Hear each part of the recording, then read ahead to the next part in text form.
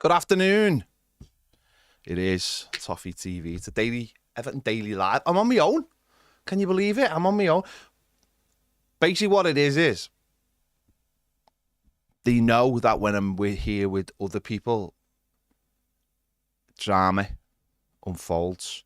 So what they're thinking is that if I'm on my own, how can I have an argument with anyone if I'm on my own? That's basically the thinking behind today's decision. So I'm going to need a lot of input from you guys today. So please feel free to message in. Baz is at the overlap. They don't seem to record for ages, and then they record loads. It's weird. And they seem to record it. Well, they're probably recording today because they think Liverpool going to, because obviously Liverpool are going to win the league and stuff. So Carragher's probably like, get us in. Let's get in for a chat. Let's talk about the Reds and that, Don't have to. And then, yeah. So, yeah. So feel free to message about anything. But the title is, obviously, Kevin Thelwell has been confirmed by Rangers. That was last night. Everton put it on their website. Another sort of busy day at Everton with a couple of news stories, obviously with a new billionaire coming onto the club. I must be on. I'll be honest. I didn't really get to talk about this yesterday because I wasn't on anything. I was literally sat over there for the entire day doing nothing, twiddling my thumbs. I'll be honest on that, just before we get into the Kevin Thelwell. I'm not really sort of I'm just not getting excited about that. Christopher Sarafin, because I just think we've been burnt before with new billionaire and new person and this and that and the other. So I'm not really that excited about it. It's good. It's good for the club, but for me, it's just yeah, well, let's hope that, his expertise is good for the club. But I'm not we've got another billionaire, because fell into that trap before and it can be a bit dangerous. So, yeah, so we'll leave that one there. But it is good. It is good. It's good that we've got another, experienced person. But, we'll see when the summer comes, won't we? When Everton are doing deals. Not necessarily buying players, but the deals off the pitch. I mean, I'm expecting Everton to get now a amazing naming rights sponsor and a new club sponsor, a new shirt sponsor, because that's what these people should be, really. That's what they should be bringing to the football club. We shouldn't have stake next season. We should be looking for something bigger and better. That's obviously part of the kit and the naming rights. But we'll wait and see. We'll wait and see what they do. Whether they've had enough time to pull a deal off that is ready to go on the kit. They might wait. I don't know. But that's what you'd like to see from these kind of people. That's the expertise that I'd like to see, basically, brought in by these kind of people, is going out and getting brilliant deals done. And we'll wait and see whether that happens. Let me know your thoughts on that. Kevin Thelwell, yeah. Do you know what? I did the one thing I did do in here last night was I did Radio Clyde, I think it was. Straight after we went off air last night, I did a thing. It's on. You can find it on YouTube. This was before it was confirmed, and they were asking me about him. And I suppose Kevin Thelwell's time at Everton has been a roller coaster for him and the club. And there's some things he's got right. There's obviously some things that he's got wrong. But for the main part, I think he's done an okay job. I think he's kept the club ticking over. He's done some good deals in and out.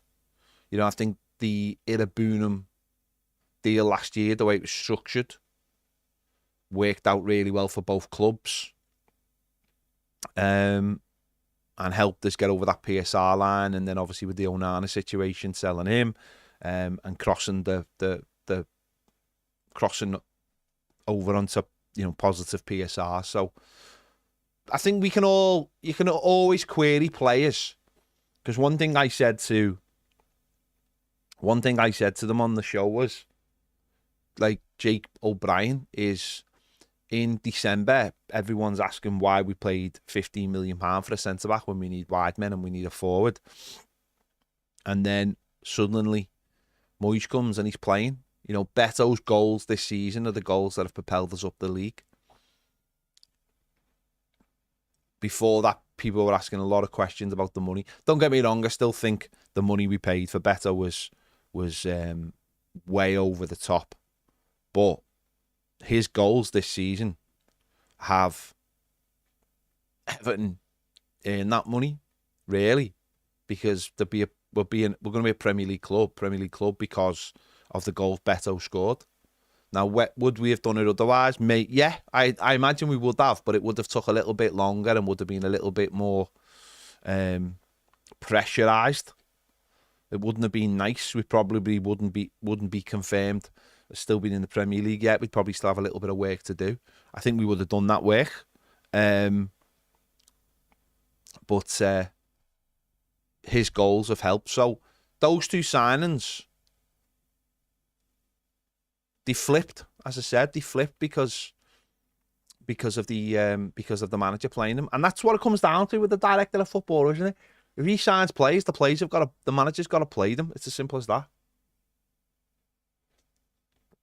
The manager's got to play them. So, but I'd be interested to hear your thoughts on that as well. Eugene McGarvey, you're absolutely right, my friend. Everton versus Bayern Munich was 40 years ago today, as he's wrote, since the greatest night at Goodison Park. Yeah.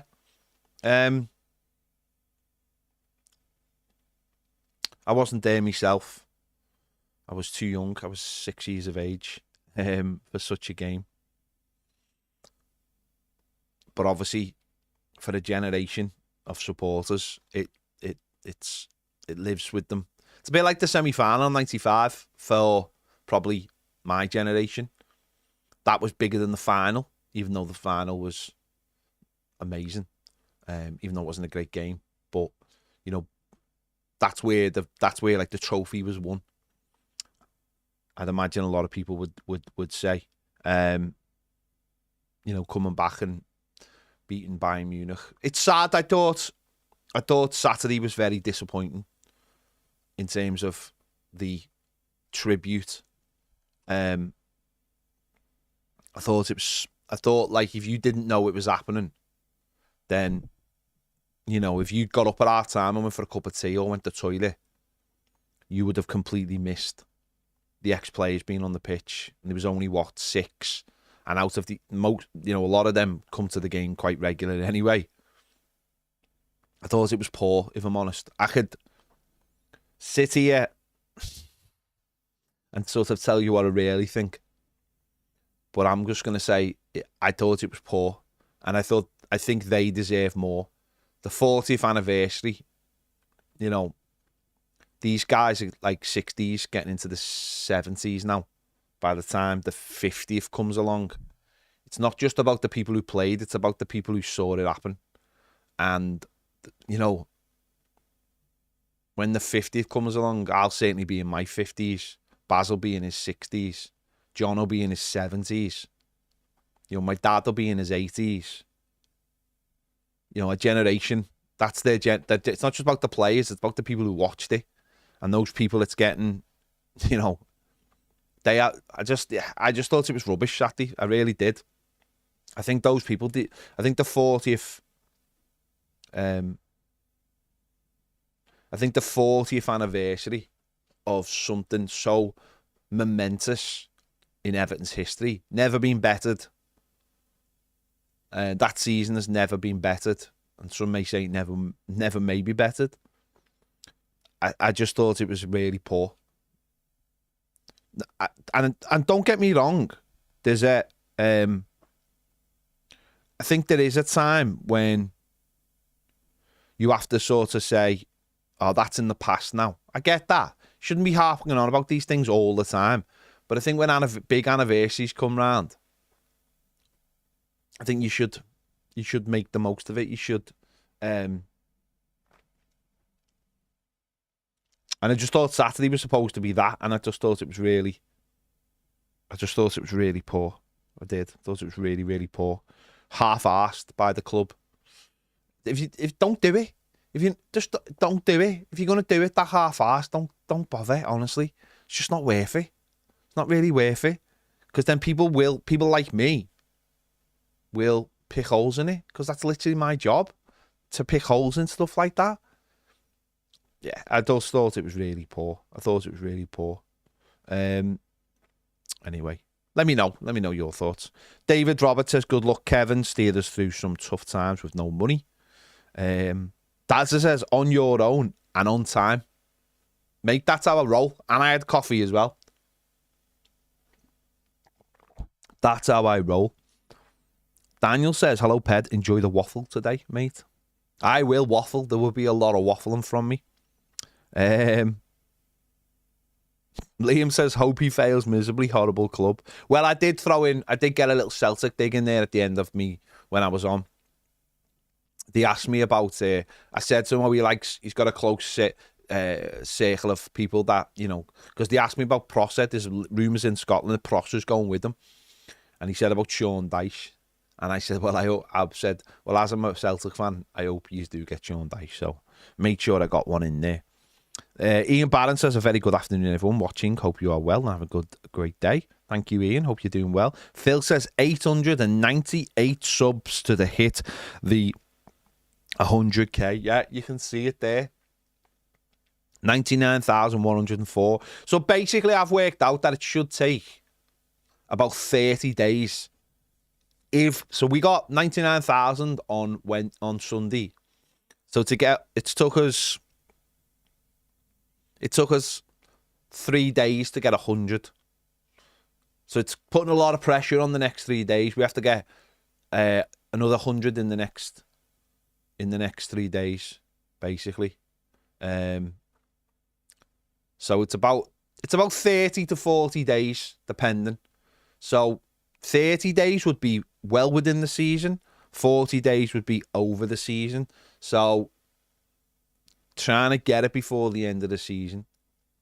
Really. So if anyone's watching and they're not subscribed, please do.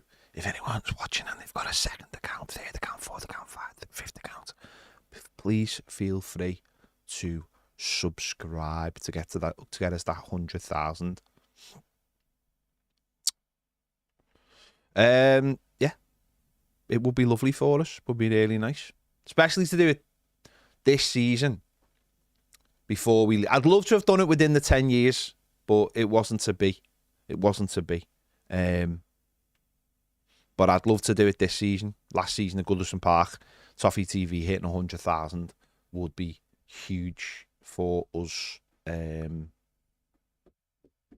be nice. So if you can help, please do. Over on Toffee TV Premier, Gary Ward says, howdy, hello. Matt Gibson says, afternoon all. I used to be here moaning all the time. Hello. But what Moyes is doing and what TFG are doing, you've got to be pretty happy and excited. You've got a pretty happy and excited blue right here. The off-field change that's going on is beyond refreshing and has me really believing that the days of struggle will soon be a distant memory. Up their effing Toffees. Is right, Matt. Talking about stuff off the pitch. I'm wearing the new NJ t-shirt. Toffee TV NJ t-shirt. I just, boom. Get a look at that. Get a look at that. There's also a new better one, but it's out of reach. Like a dope. I've put it over there where I really should have left it here. So I had that on hand. There it is. That's the new NJ t-shirt. Comes in slimming black. Yeah, let's hope, Matt. All the stories are very encouraging. Stuff seems to be going on below the surface at the moment. Things are happening. I've just seen there, Brian Sorensen, the Everton women's manager, has been given a new contract. So, on the women's side of things, they're improving as well. They drew with Man City over the weekend. Lots of rumours about them and Goodison Park for next season as well. So, Everton, the men's team, the women's team, the stadium. And the next thing will be the deals, won't it? Let's just have a look. What's he signed? Contract, signed a new 2-year contract. Just over to end of 2027. So just over 2 years. Fair play to him. I think the next thing will be the commercial deals, won't they? So, sponsor. Let's get that sorted. Let's get the naming rights sorted. Kit. Someone, where was it before? I've seen someone say before about the kit. Let me find out what it is. Because it's applicable. There's a good word. Applicable to what I'm talking about now, if I can find it.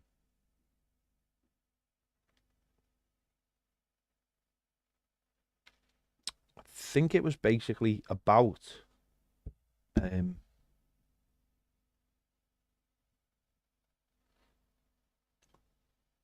think it was about Rangers getting an Umbro kit.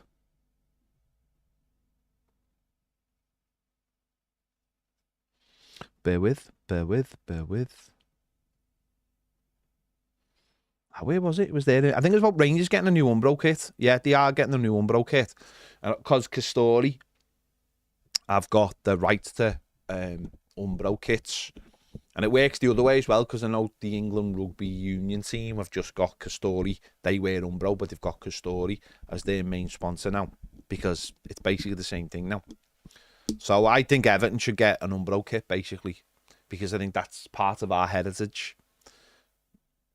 I can't imagine we're going to have like Adidas or anything, but I'd like to see us go to Umbro. But under the current Castori deal, why not? Let's get it done. I think it fits. I think it fits with us, and that's why Rangers have gone back to it, because it's like a brand from their past. Stevie D says, "Hi, Ped, did you see Mark Watts talking about shirt sales when we got to America? Good news, mate." No. Can you give me some more context on that?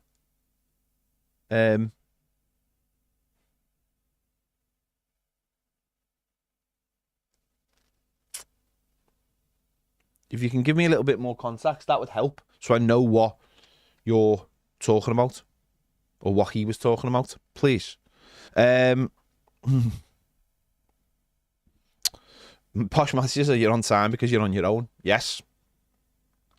Paddy says, "Solo Ped equals more people to consider subbing despite it being a Prem stream."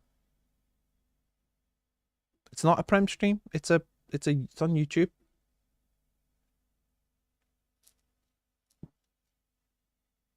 It's on YouTube, my friend. Mike Graff says, "Good luck, Kev. Thanks for what you did." Brian Ball says, "Patterson back to Rangers then." Why? See, I've heard this a few times, but why? Why can't he stay at Everton and do it? If he doesn't do it, then maybe he will, but I think Patterson could still do it. He also says, "No Baz, great TV and movie chat then." Nah, I don't think I will. I think I'll just do the footy. Bainey says, "Peddy, no, mate," and then says, "Up to date with The Last of Us." Okay, I've broke it straight away. Yes, I'm up to date with The Last of Us, but that's the last we will talk about that. Because lots of people might not be up to date and might not want things said about that show. Alex says, "Afternoon, lads." Or just lad. Or just all you people. Do you know how the lap release course works with PSR periods if we were to meet it?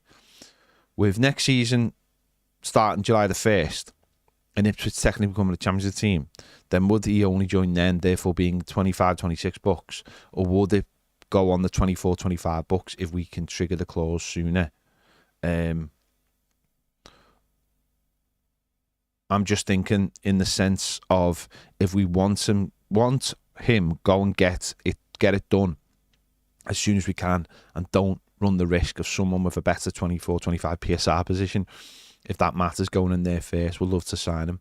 Isn't that, Alex, you've raised a good point, but isn't that the most pathetic thing about football, or one of the most pathetic things about football, is it's not about who's got more money. It's about who's got more money in the PSR calendar. And if that means that Everton or some other team have to wait till July the 1st to sign a player, that is so pathetic, isn't it? Oh, we've got to wait till it goes back to, oh, it's so stupid. But I would imagine Everton probably do have to wait till the 1st of July. Unless they've got so much leeway in this year that they could go and buy him and it would be written into this year's. But I don't think they've got 30 million of leeway unless they sell someone. So we wouldn't know, because only the football club would know how much headroom they've got. So we'll wait and see, but it's a good point. It's ridiculous though. Nathan says, yeah, this was the comments I was looking on YouTube for. It was on Premier. Did you see Rangers are having Umbro as the manufacturer, as they are part of Castor? I wonder if we can do similar. They have to start making genuine Umbro replicas. People want decent gear. Right, Nathan, this is the post I was looking for. Yes, that is true, and I've already seen the Rangers away kit. Yeah, get Umbro back, right? Get Umbro back. This is a plea to anyone who's watching at Everton, or the guys who own Castori, or anyone at Everton, if you're watching, or anyone who's coming in. If you can't get us like a Nike or an Adidas, which you probably can't, please take us back to Umbro. That's an Umbro shirt, that's an Umbro shirt, that's an Umbro shirt, that's an Umbro shirt, that's the Coxwell teeth, that's Puma. Most of our heritage as a football club is being in an Umbro shirt. The last trophy we won was in an Umbro shirt. The last league trophy we won was in an Umbro shirt. Okay, Le Coq Sportif was 85, and I get that, and I wouldn't have any issue going to Le Coq Sportif, but the last time I looked, they were going bust. I think they might have been saved, and the Le Coq Sportif stuff, by the way, was great when we had them back. It was great because basically people at Everton were designing all the gear, and it was great. This kit is just unbelievable. Look at that when we beat Chelsea in the FA Cup. It's a beautiful kit. The kits were great. But Umbro is like our heritage. And as Nathan just said there is a massive trend at the moment in football for retro gear. It's massive. And that retro gear is being bought on eBay, classic football shit. Like I jokingly said to someone the other day, this is my retirement fund. These shirts are my retirement fund, because the money you can get for these shirts now is unbelievable. And Adidas and Nike have realised this, and they've started doing remakes of their own kits, because the kits online, as I said, there's classic football shirts, eBay, there's Vinted, and there's other sites, and there's also the Asian market. They're bringing out all these. They've got all these old kits. So what Adidas and Nike have realised, and Nike are bringing all the Total 90 stuff back, and Adidas have obviously brought the trefoil back, is we can sell this stuff for 90 quid, because you're buying second-hand stuff for 90 quid. So they're bringing out the trackies, and they're bringing out all the gear.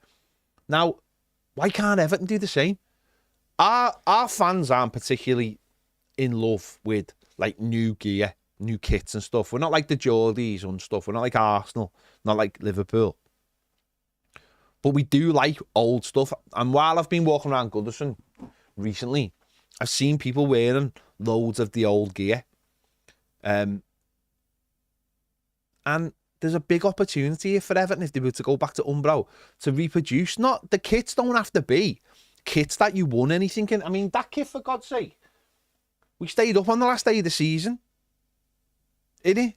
You know, and then the following season, we had like Materazzi and Decore and and a few other players playing in that kit.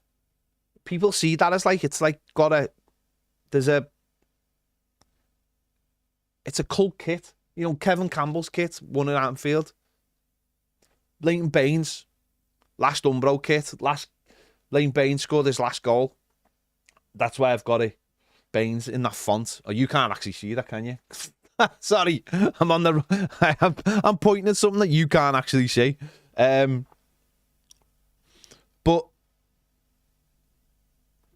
there's a heritage to that we should be making the most out of. Hang on.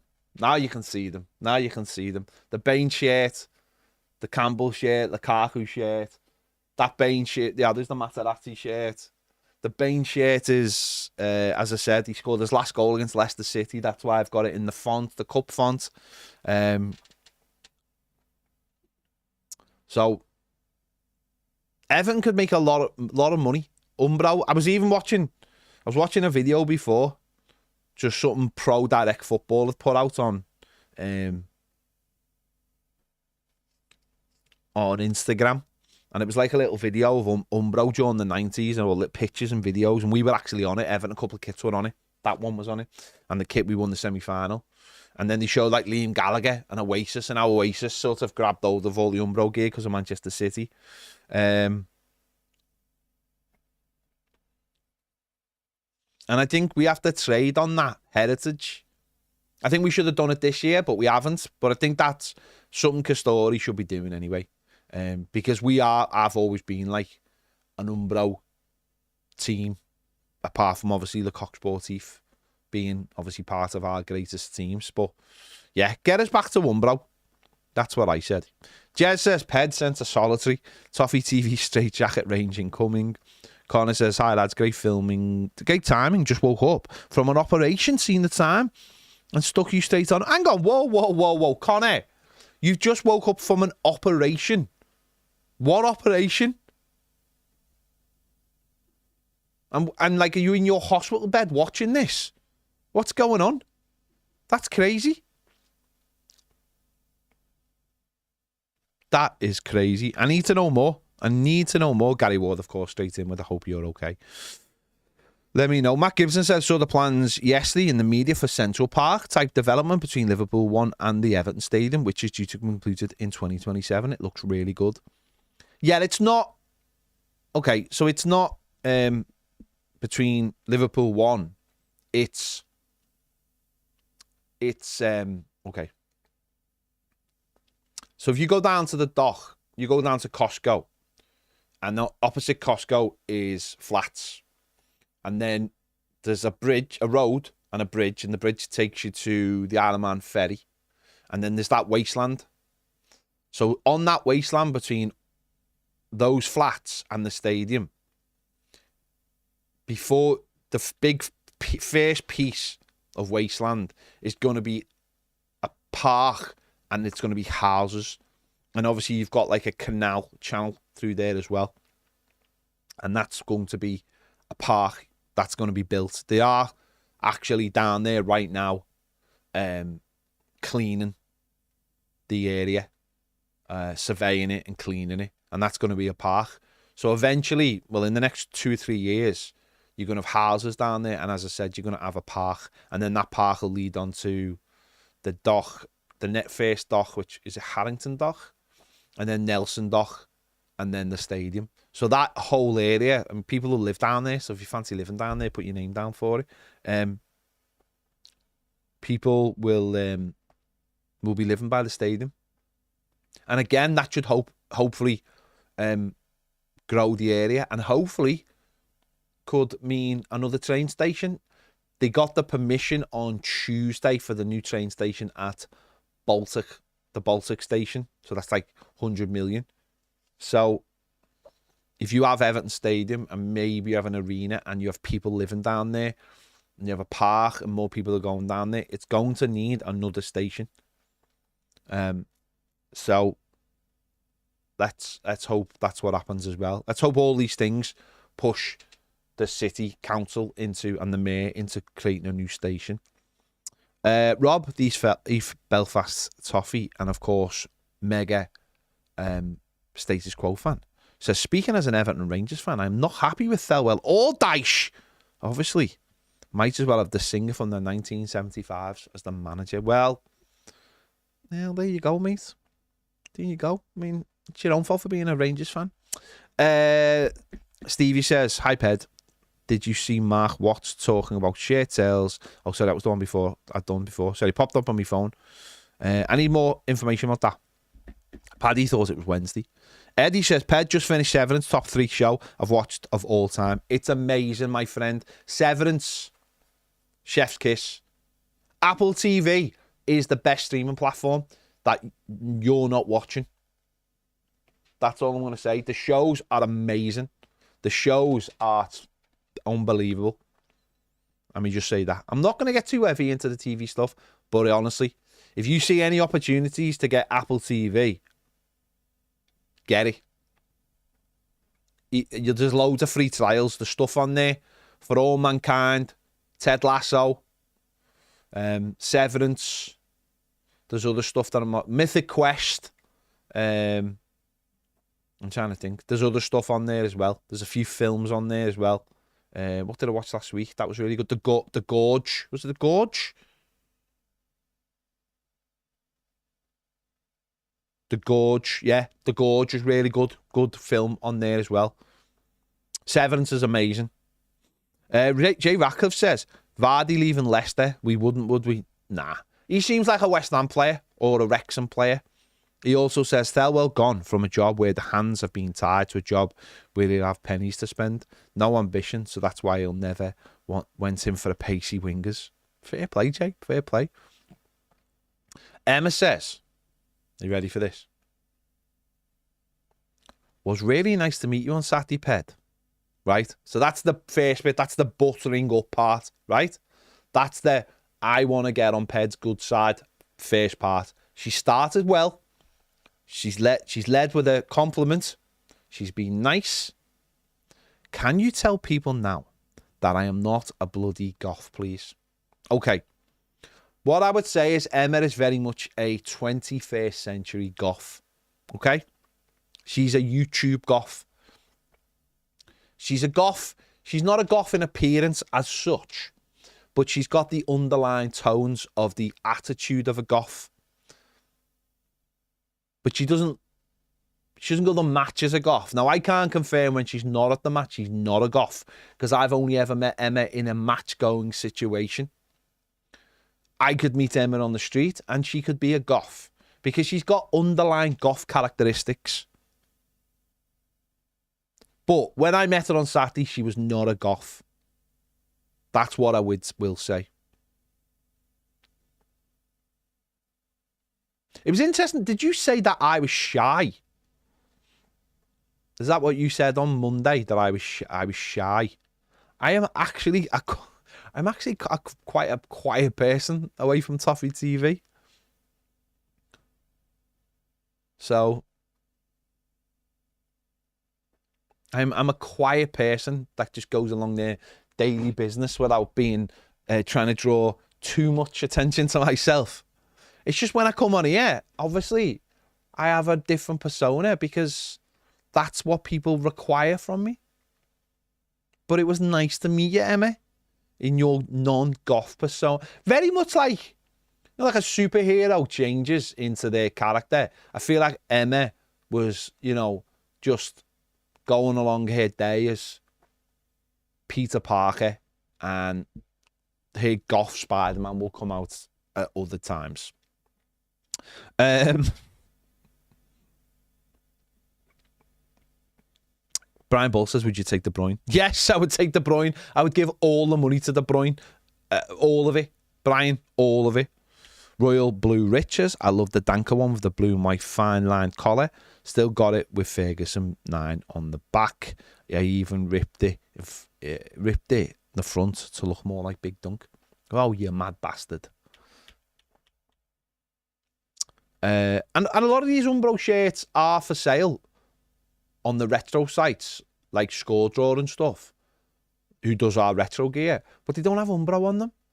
And let's get them done properly, and let's get the trackies out, let's get the jumpers out.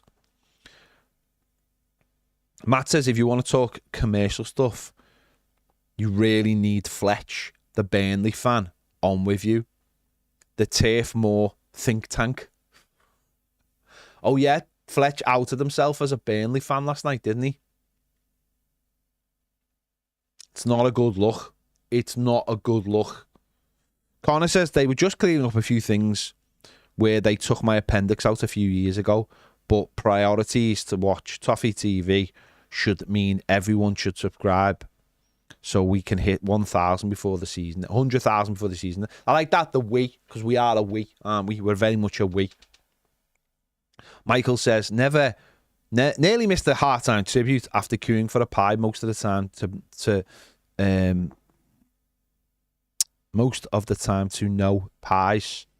One thing they need to do, stop people ordering more than a few drinks and maybe show on the board if things are sold out. That's a good tip. Matt Thompson says, Toffee, sorry. That's a habit. Apple TV is the bomb. For all mankind. Sorry, I've just refreshed by accident. Oh, For All Mankind is brilliant. Foundation, yes, Foundation is brilliant. Silo, yes, Silo was brilliant. See, there was so many shots. And Severance. Foundation is a very, very, very, like, intelligent sci-fi show. Like, it's, yeah, very, very intelligent, but it's very, very good. Let's get back to some YouTube comments. Danny J says, Ped, are you doing the Everton 10k in October from Bramley Moor? Signed up myself. I have not signed up for it. I want to know what it is first. If it's just running from Bramley Moor, I could do that myself any day of the week. I'm not really, it's not, see, they brought in this other they were doing it with a company who obviously do all the runs in Liverpool. Liverpool BTR, and for some reason they changed to this other company, and I've got no idea why they've done that. Liverpool BTR is like, do all the big runs in Liverpool. We'll be doing the run for the 97 next month, and for some reason they've gone with this other company, and I don't understand why. Because Liverpool BTR get the most publicity, they do the best runs, they have everything's on their website, everything, all the routes and everything. That they do brilliant t-shirts when they do runs.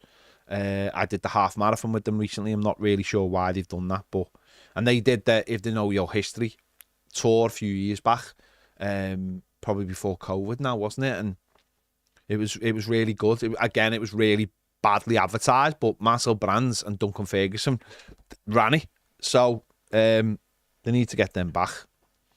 Liam says, oh yes, he's done that. Hope he fails. David Roberts says, good luck, Kev. Steered us through some tough time and no money. Hang on. Let's get it back live.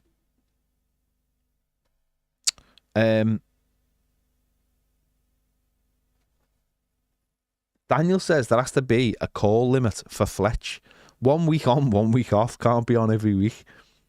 Well, that's up to other people then to call up and take Fletcher's time off him. You know, it is the club call.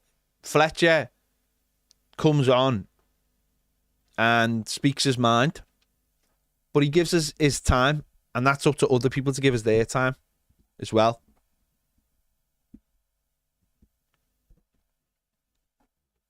That's up to other people. Fletch has his views. I tell you what, I was watching last night and I thought of Fletch, How to Win the Champions League on BBC One. It was Mourinho, and it was really, really good. And they were talking about, and it plays at Inter were talking about how much they loved him. And I was thinking, Fletcher's watched this, hasn't he? He's watched this and gone, I want him as Everton manager. But I could understand why, because when you watched it, it was like proper motivating. There was a couple of big scenes in it.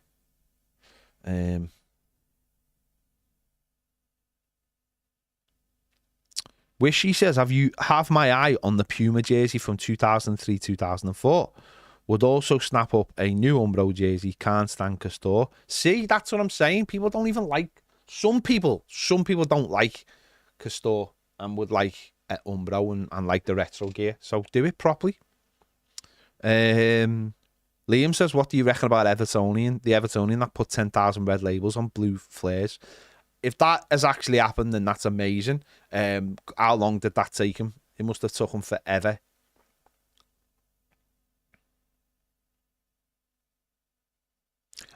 Emma, with a disturbing comment, says, I suspect it was cold showers all round last night after Annabelle's call. Well, I find that to be sexist. And then Danny says, should just have Annabelle on for an hour. Fair enough. Philip says, sadly, I'm on the train during club call, so I can't call in. The audio will just be awful. Well, maybe you should delay. Maybe you should delay or get home early. Maybe that's what you should do. I'm just saying.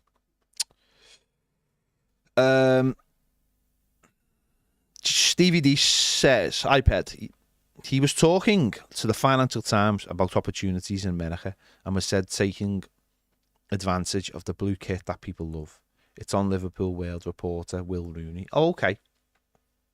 Oh, yeah, I think I heard Baz talking about this yesterday a little bit, saying that people love the blue kit or love blue kits and they were going to make the most of it. Well, yeah, sound. Then make the most of it. Get the shirts in all the shops. Get them on the Fanatic website over there so you don't have to order them from here. I've been saying this stuff for near on 15 years since I was doing my original podcast with Eric, the Folletonians. I've been banging on about this for years, about getting shirts in shops in America. Then it was with Tim Howard, and it was with Landon Donovan. Been banging on for years about it. No one really listened. But I've been steadfast in this. Steadfast in it. Good. Listen, said for years, you can't sell kits by just shoving them on the Everton website and expecting people to find them. If you want people who aren't Evertonians to find your shirt, you've got to put them in shops. You've got to walk into a shop and go, oh, I like that.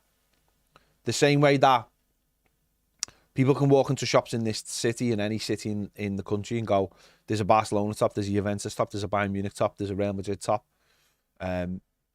or other clubs, and go, oh, I'll buy that. Don't even have to like the club, just you like the kit. Everton have got to do that.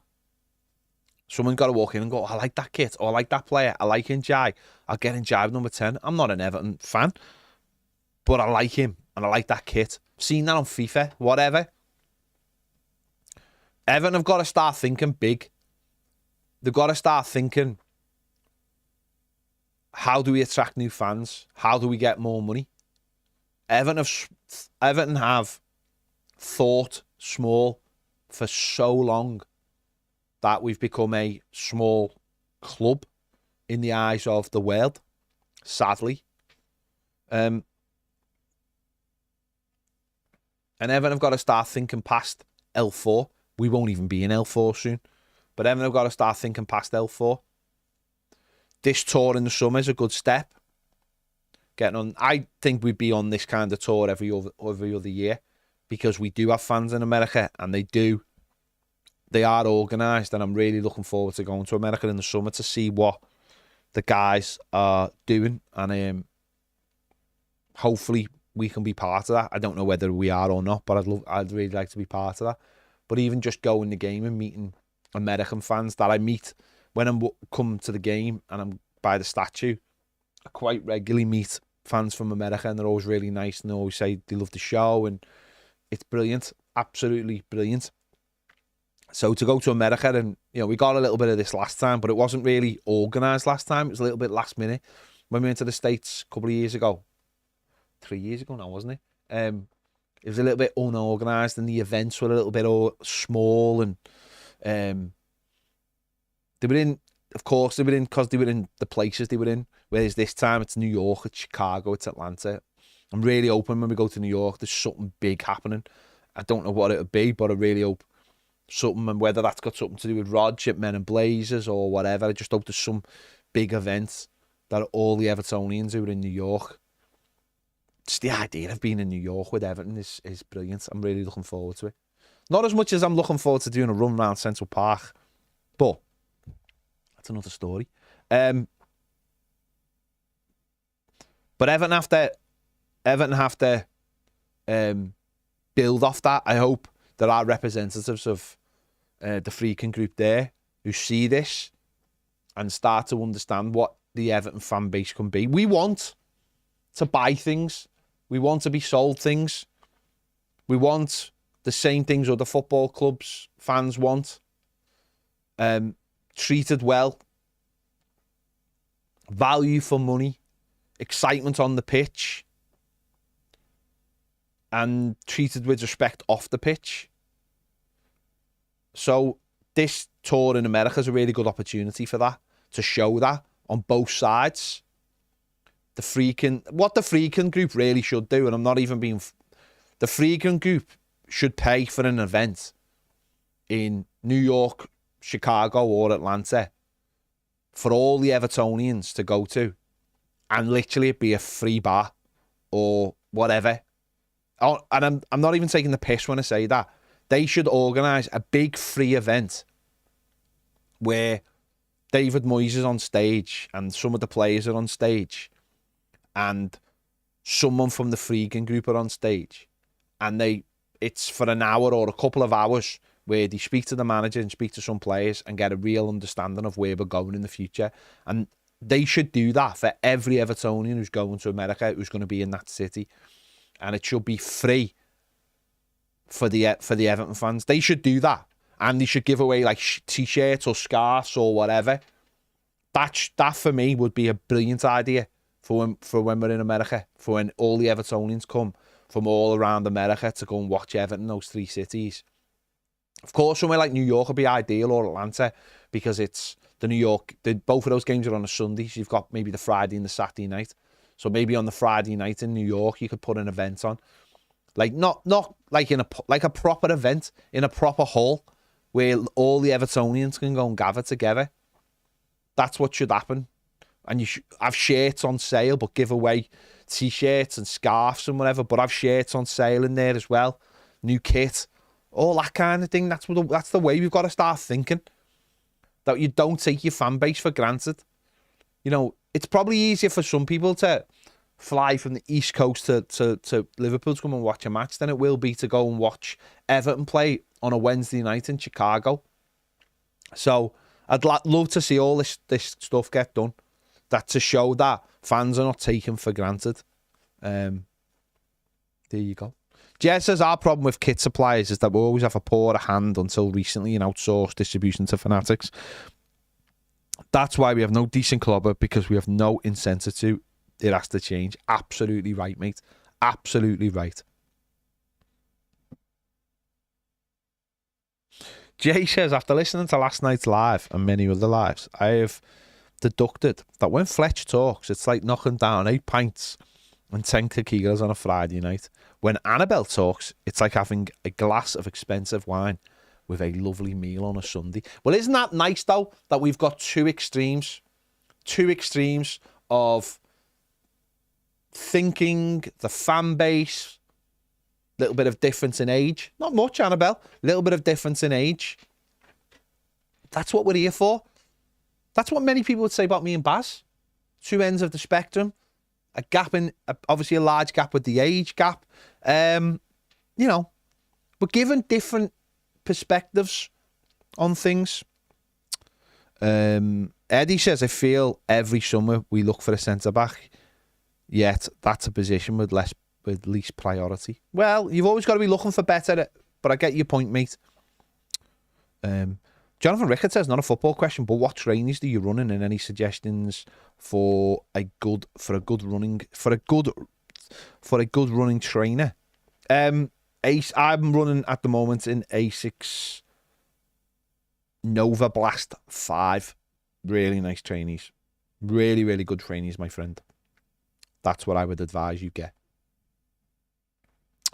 Right, the subs have gone up to 99,110. So that's good. That's good. Baz's Travel says met an Evertonian from Atlanta at the Brentford game last season. Gonna meet them at the Everton pub, fans pub in Atlanta, the Limerick Junction. Tremendous. Posh Matty says New York is overrated. Manhattan is just London on steroids. Going to the other places like Atlanta would be better for me. Well, I'm going to all three. I love New York, mate. I have no problem with that though. I get that. I don't have a problem with that though. I have no problem with that.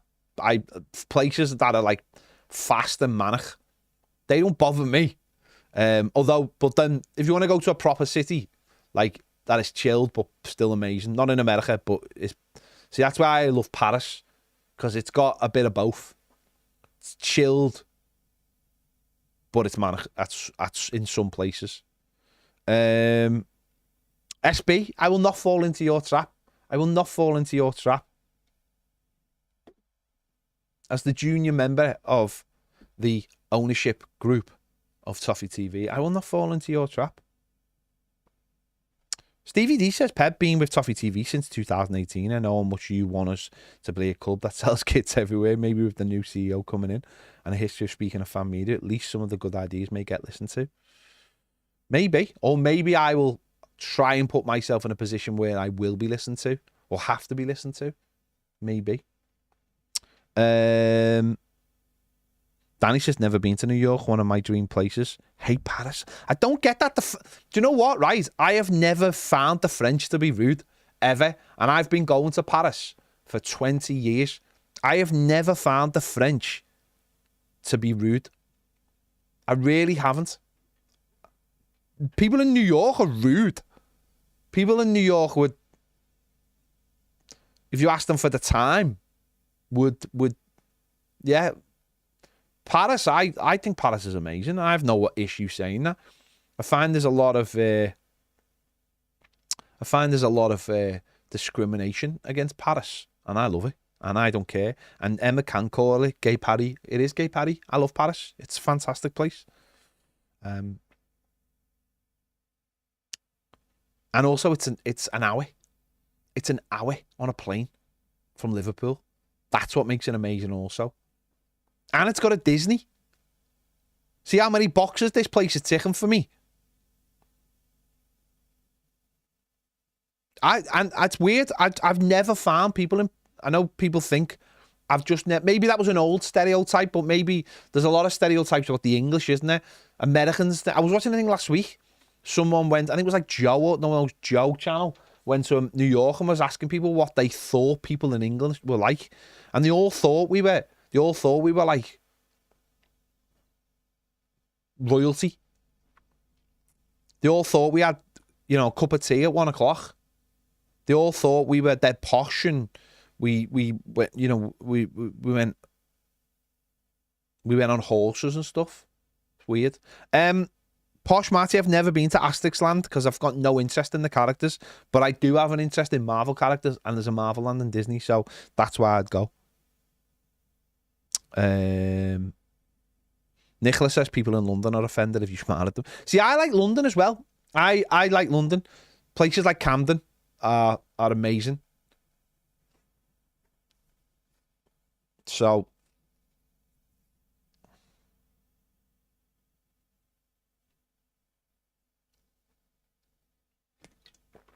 there you go. Danny says Disney is boss, especially Star Wars and Marvel. Love it. But that was in Florida. Yeah. Well, the Marvel in Florida, I mean, Disney in Florida doesn't have Marvel, apart from Epcot, which has Guardians of the Galaxy.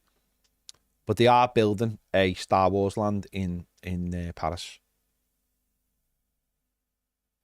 Ian says Paris, best city in the world. And I have been to most cities in the world. London, second best.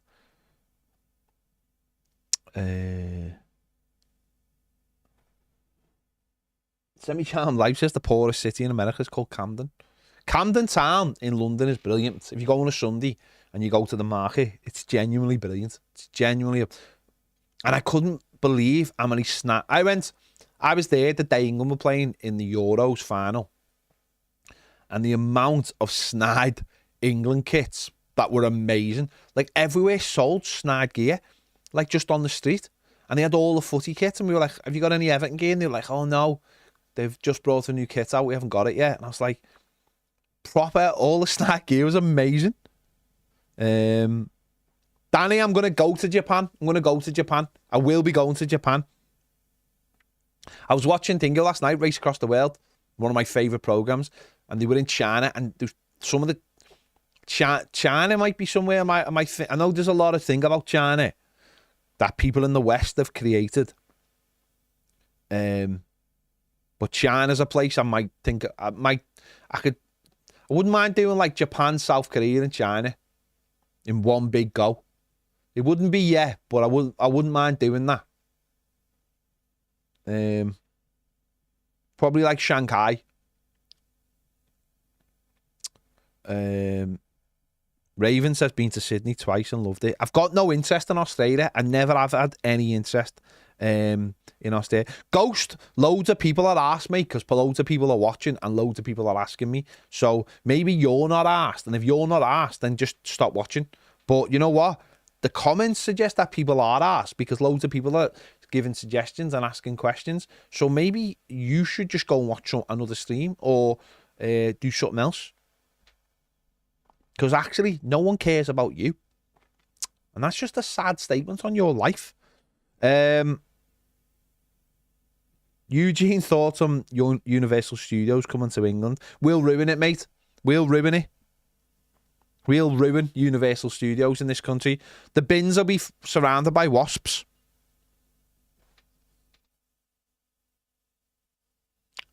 New Zealand does look boss. That's what's weird. I don't want to go to Australia, but I do want to go to New Zealand.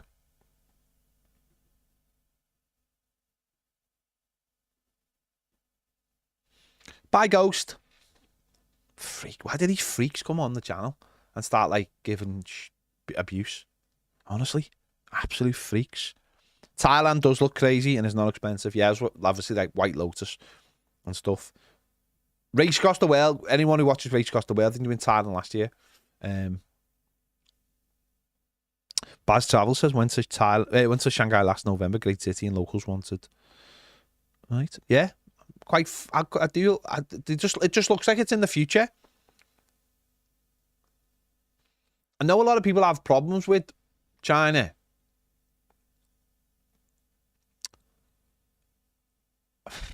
I'll be honest, I look around the world and I just look at other countries and think, yeah, not sure we're doing the best job, are we?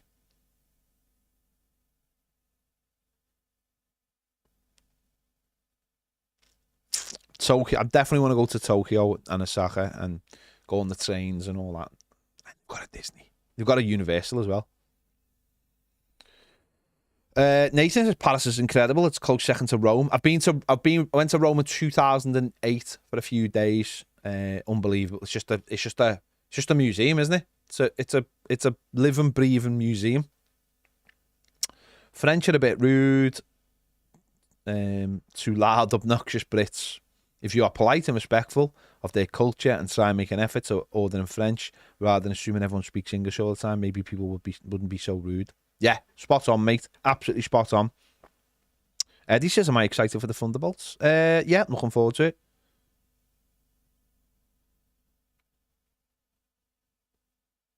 Joseph, I can't be reading out comments about you literally abusing another person who's subscribed to our channel. So you can have your opinion, but I'm not going to read out your opinion where you are literally abusing another member of or another subscriber. So if you want to leave, mate. But I'm not here to abuse people who watch us and give time. I mean, I have to abuse people who watch us.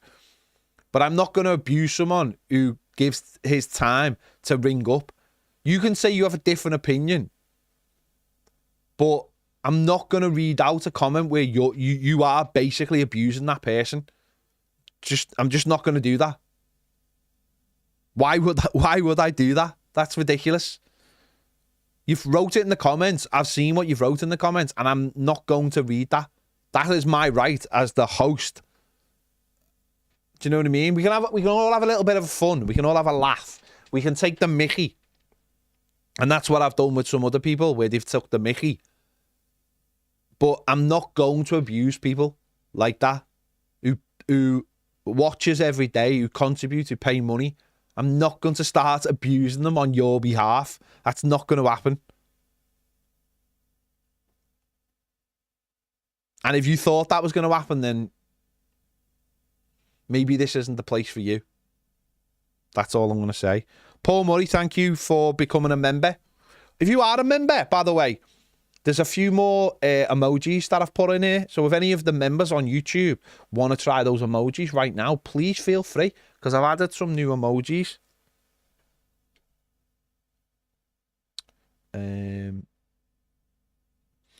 Michael says, do you think people that bought signature stones will be told the position, or will there be a needle in a haystack? No, they will be told. They will be told the seats. They will be told where their stones are.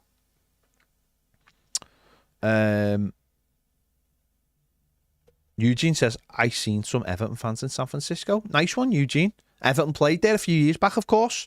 Played there in 2014. I was gutted I couldn't go to that. Yes, Posh Matty. Yes, Semi-Charmed Life is right.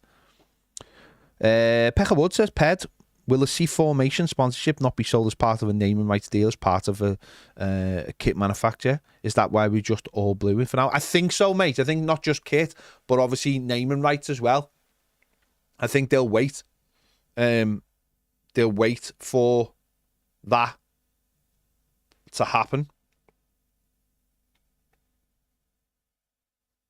before they put anything on the seats. So we'll wait and see. Bill says Australia's great if you go to quieter places like Adelaide and Hobart. Best beaches in Adelaide and Hobart is like New Zealand. The thing about it, Australia is James, you've gone overboard there. And it's not just Australia, it's anywhere. I am not a wealthy person. Like, I earn average wage, right? So, and my missus is exactly the same. So and I know Baz is a bit like this, is that when you go on holiday, it almost feels like I've been to San Francisco. To me, it's a lovely city. When I go on holiday, like have a big holiday, I almost have to have it. It has to be somewhere I really want to go. It has to be somewhere that I really want to go to. And I know I'm not that I know I'm going to enjoy myself, but at least there's something that attracts me to go there. And I've just never had that feeling about Australia. Maybe if I was wealthy or just had a lot of disposable income and I could go on a big holiday every year, which I can't. I can probably go on a big holiday every maybe 3 years. So the last one I went to was, I went to New York for a week in 2022, in December 2022. And before that, it was 2017. I did San Francisco to San Diego. Drove down the coast. Loved it. Loved San Francisco. Thought it was brilliant. Love LA. And I was only in San Diego for just over a day, but I like San Diego as well. So, and before that, it was 2012 when I went to Vegas for a week. So it has to be somewhere that I'm really interested in going in.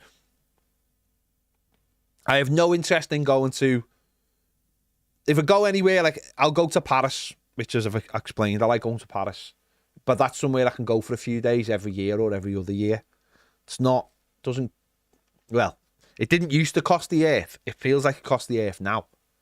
But I don't go to any beach. I don't go beach holidays. I don't go to Benidorm. I don't go Tenerife. I don't go do anything like that. I'll just go to Wales for a week with the dog. So that's why the next one I want to go to is somewhere I really want to go to, and I really want. I want to go to Japan. I want to go to Japan. It's somewhere now that I look at and go, I've been to like, obviously I've been like all over America, and now I'm going to go to New York, I'm going to go to Atlanta, I'm going to go to Chicago. Never been to two of those places before. But it's work. I know people won't see it as work, but it is work. It is work. So it would probably be, for me, Japan and maybe China, maybe South Korea. And then it would be like Canada or the Northwest, Seattle, Portland, Vancouver. For me, anyway. So.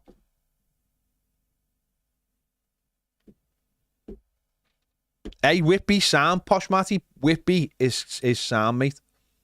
Love Whitby, mate. Listen, loads of people are talking about San Francisco. San Francisco, I really like San Francisco. I did see like the Skid Row area, and it's not nice. But I'm sure every city, I've seen Skid Row in LA, I've seen places in London, seen places in Liverpool. Every major city in the world has problems as we speak, as the gap in the haves and the have-nots get bigger.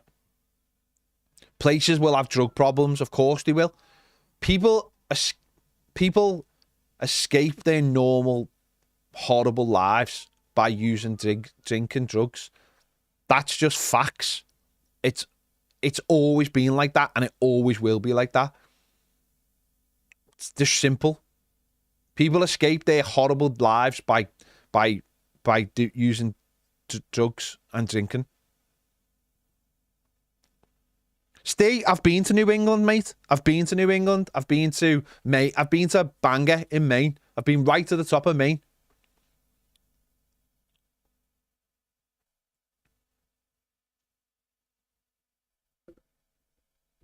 I've been to quite a lot of places. I've been to Houston. I've been to Canny Farm. Don't forget I was a taxi driver. I was in Canny Farm quite often. When it comes to America, I'm quite well travelled with America. But listen, if the economical divide keeps growing wider and wider, this is what's going to happen. Good, nice places are going to be ruined by the same economical factors that ruin every nice city. It's just facts, isn't it? Just facts. Blame whoever you want to blame. Not here to tell you who to blame, who not to blame. I'm sure there's parts of, like, I seen a thing last week about South Korea. I know we're getting a bit deep into this, aren't we? I seen a thing about South Korea last week. I was watching a video how South Korea might not even exist soon because the birth rate is so low because people work too much and they do so much unpaid overtime because people don't get paid enough and have to do their work. And if they don't do their work, they'll lose the job. The birth rate is so low that soon South Korea won't even exist. Crazy. And I was watching Race Across the World last night, and they were in China, and they were in this park, and all the parents of young adults were trying to marry their sons and daughters off with each other because people aren't dating because they have no time to date because they're all working. Emma, everyone should go to America at some point. It's the maddest place. If you go to Vegas, is like Looney Tunes. It's like Looney Tunes. I went for a week, and all I did was just stare at people and what they were doing. It's nuts. And when you go to real places, that you're like, what? So when I went to like Sunset Boulevard in LA and went to the Hollywood sign and went to where the Oscars is and then drove down to the beach and you know Santa Monica, and you're in all these places. And then when I went to Monterey Bay, where if you've seen Finding Nemo, it's based on there. And I went to the Bixby Bridge, and if anyone ever seen the Bixby Bridge, it's a bridge on the road that leads you, the Pacific Highway that leads you down to LA. Unfortunately, it was shut when we were there, but you could go to the Bixby Bridge, and the Bixby Bridge has been used in so many things. Honestly, if you Google Bixby Bridge, and it looks like something out of a film set, and when you're really there, you're just like, wow. Yeah. Paul Murray says, I'm going to Tokyo in October. Went to South Korea last year and was amazing. It's the future, isn't it? Liam says that's the reason kids are up to all sorts here. Both parents out working all hours just to pay rent and utilities. You're right. There's this thing that some people would like you to think, right? Which is families are being destroyed because the woman has to go to work, and because of all these societal factors. The reason why families are being destroyed is because of was it Paul just said? Things are so expensive now, and houses are so expensive that a mother and a father both have to go to work, and in some cases have to have more than one job. So they can't be at home being a parent, and they don't know what their kids are doing. And then their kids get in with people who become father figures or whatever they need in their lives, and then start to get up to no good. And that's the top and bottom of it. That is literally the top and bottom. That's it. There's other fact. Don't get me wrong. There's kids get up to no good even when they've got boss parents. But that's the top and bottom of it. So, I was watching Gary's Economics on YouTube, really good YouTube channel. And he was like, his dad was a postman in the 50s or 60s and like bought a house. And like, there was like, if you become a postman now, you'd have no chance of buying a house. Most people in this country can't afford to buy a house now when they're young. That's not because of foreigners or whatever. That's because someone decided to stop making houses, or the houses they build are the lowest price is £350,000, and you're on £20,000 a year. Sorry, you not can't get a mortgage for that. It's as simple as that. People are being priced out. The normal people are being priced out, and that's the top and bottom of the world. The world's broke because rich people are putting the prices up on everything. That's the top and bottom of it. Emma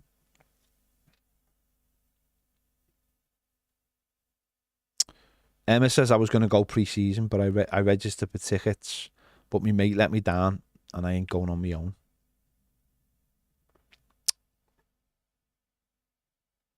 Sad.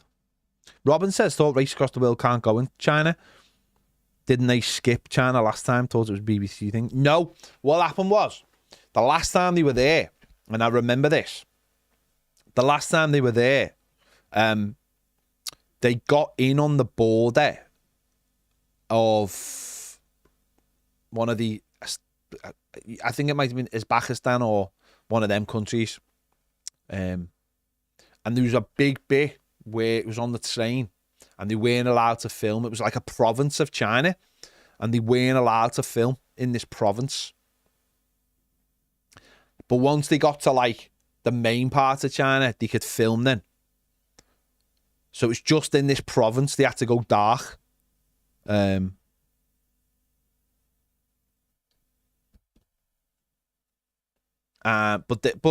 that's the thing, isn't it? We sit here in the West and we have this idea of like China, like they're the big bad. Well, the way the world is over in the West at the moment,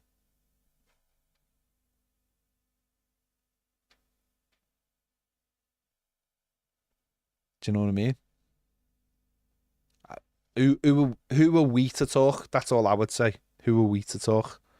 Luke says, can't get social housing or help to buy or a flat as a student. Then people ask me when I'm moving away from my parents. I would if it was affordable. I think most people in this country in the next few years, the only way they will get a house is, and this is horrible by the way, is when their parents die. How sad is that? How sad is that? That's the only way they'll get a house is when their parents die. It's horrible. Absolutely horrible. Yeah.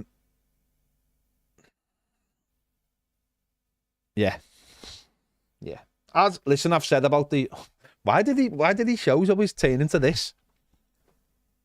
As I've said, when our national anthem isn't about singing about something that people don't believe in, or some people don't believe in, about a fella who just happened to be born into the right family, then maybe I'll start taking this country a little bit more seriously.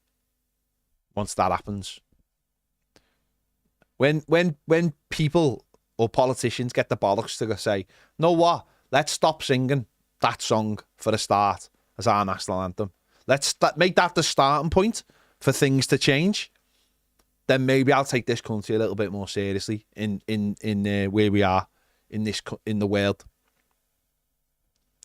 Liam says that's if they don't go into nursing homes and the government take their houses and sell them. No, you're right, mate. You're right.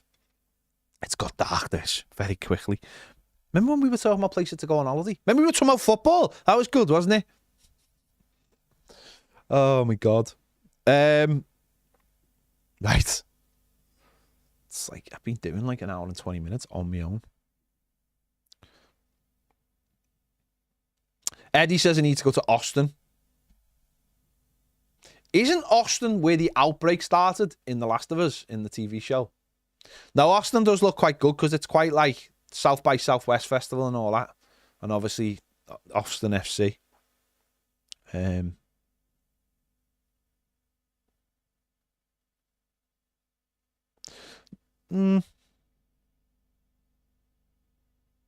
No, Joseph, right, going back to Joseph, right, you're giving airtime to someone and fully well know what you're doing. No, that's not right, mate.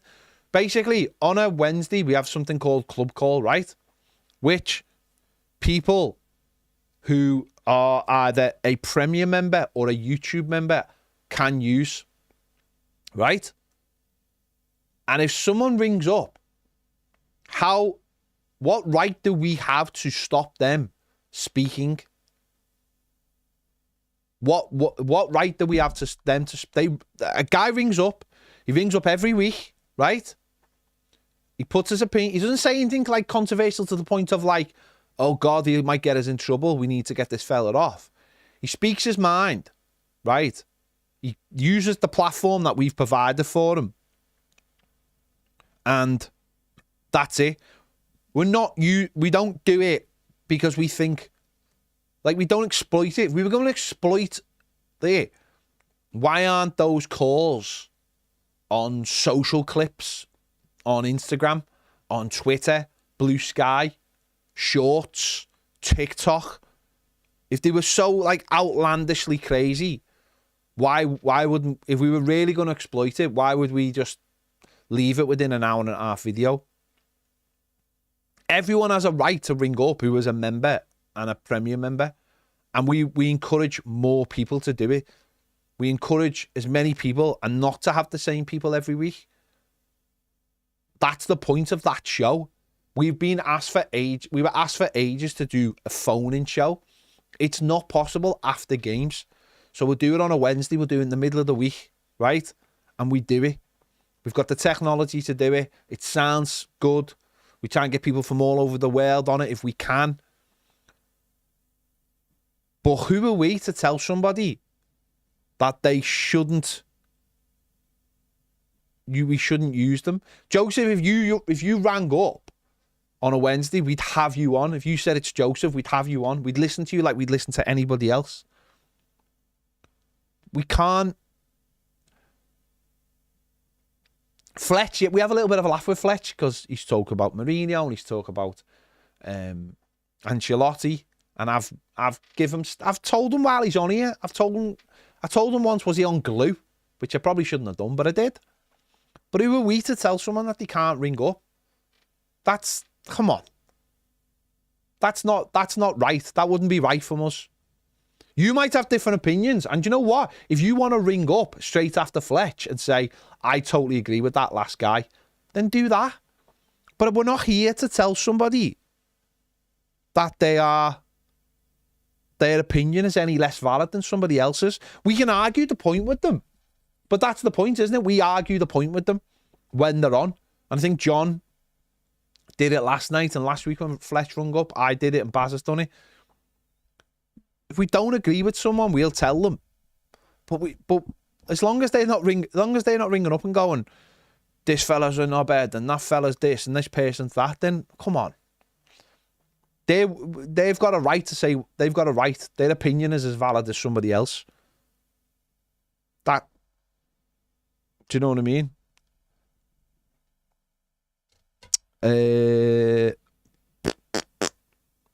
Annabelle says the reason I adore Toffee TV is because it is a broad church of voices and opinions bonded by the love of Everton. Be kind to one another and respect that we all have a place in this world.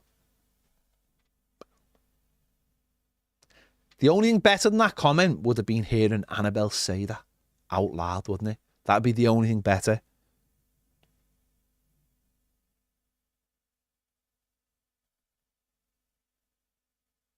Hans says, Ped, what about changing only the lyrics in your national anthem? So keeping the song, keeping the actual song, but new lyrics. So it'd be like, the bins are not getting taken out in Birmingham. The rats are massive. Something like that. Could do that, couldn't we?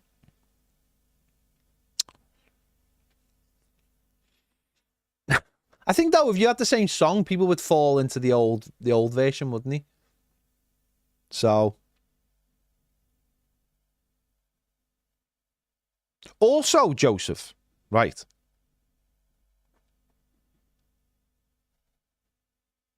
What I've done there is I've just read out your opinion, by the way. And because there was no abuse in it. So I have given you your platform as well. By the way, I don't think Fletch said he was a Burnley fan. I think he was like, we're all Burnley fans, as in like we all want to see them do well. I don't. I'll be honest. I think that's where Fletch is a little bit detached from reality, is that I think most people hate Burnley. I don't want to see them do well. I want them to be swallowed into a hole in the ground and stay there forever. But he obviously thinks, he obviously thinks that,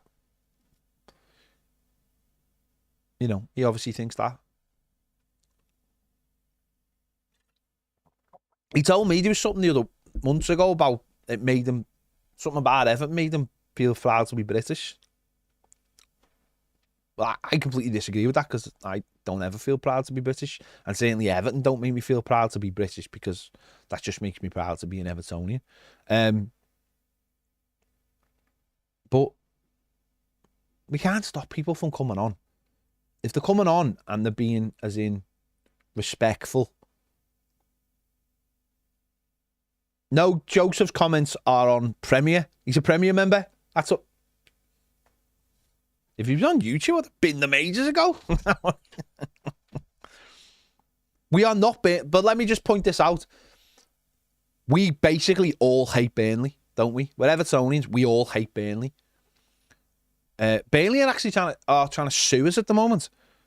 So we even hate Burnley even more. Yeah.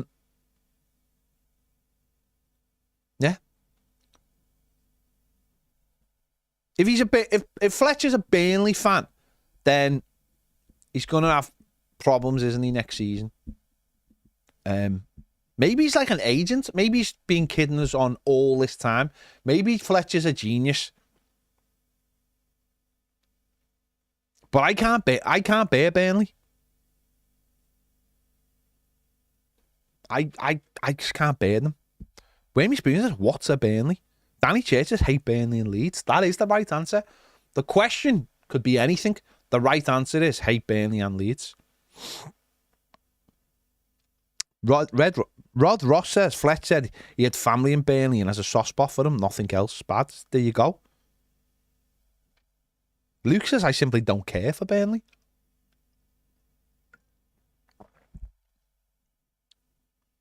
Joseph says, bin me, then I'm not asked. No, I don't want to bin you, Joseph. Your opinion is as valid as anybody else's, but I'm not reading out a comment where you abuse one of our other members. That's all I was saying. Your opinion is as valid. I am not going to bin you because you have an opinion. I'm just not going to read it out. That's all. That's all I'm saying. You can have that opinion. And if you want to write it, you can write it. But it doesn't mean I'm going to say it. And you've said other opinions that I have read because you've wrote them in a much more respectful way. So I'm not going to bin you. He said, you've had a fella say he's a Burnley fan. Listen, I'm 26 and live in Toffee, and he's voicing his opinion, talking absolute nonsense every week, and never heard any other blue talk like that. Well, you just have. And the way you wrote it there is respectful, and that's why I've read that out. But I'm not going to bin you. I'm not going to bin anybody on Premier, but I'm not going to read out your comment where you abuse somebody. That's all I was saying. I can't be reading stuff where you abuse other people. That's not on. I can't do that. But I'm not going to bin you either for that. Come on. Come on, everyone. We were talking about Disneyland before. Now we're talking about the world economy, other people's opinions, national anthems. What's going on with the world? Anyway. I have somehow managed to do an hour and a half on my own. And I think I should get a big award for that. A really big, some kind of award. I think Posh Matty should send me in pizza. I'm not saying that's going to happen. I'm just saying I think that's what should happen. No, Joseph. Oh, my God. Joseph, you're not the villain, mate. But I'm not going to read out your initial thing because you abuse somebody. If you'd said, I think Fletcher is wrong for what he has said, I'm being nice, blah, blah, blah, I would have read it out. But it wasn't very nice that's the point. Come on. No one's saying you're the villain. No one's saying you're the villain of this piece. That's all. Emma says, we await your call next Wednesday, Joseph. I'm looking for me gauntlet so I can throw it down. Where's me gauntlet? I don't even know where me gauntlet is.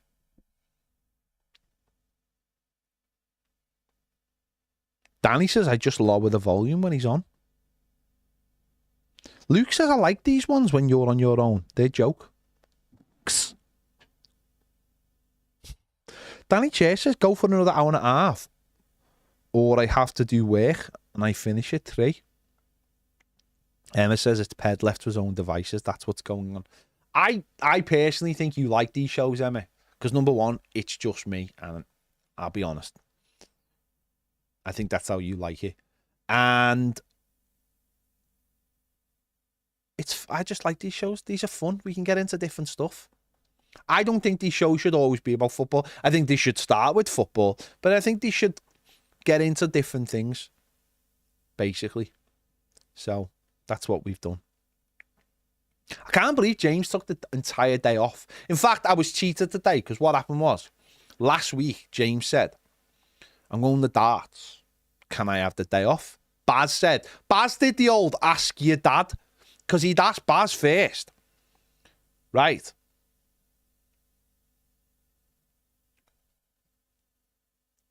And then said, oh, I asked Baz, but he said ask you. So he comes over and says, I'm going to darts.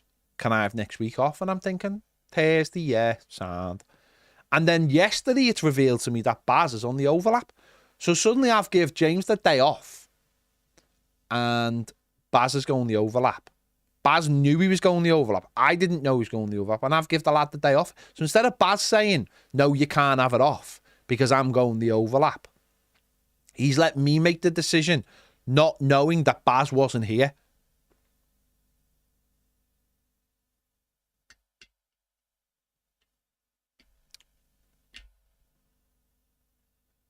So I've been left on my own.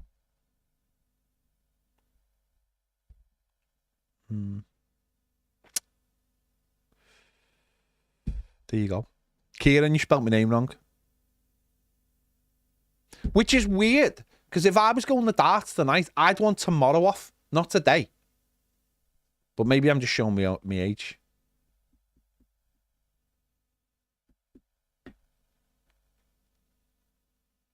I haven't watched any more White Files, I must admit I haven't. I keep meaning to. There you go.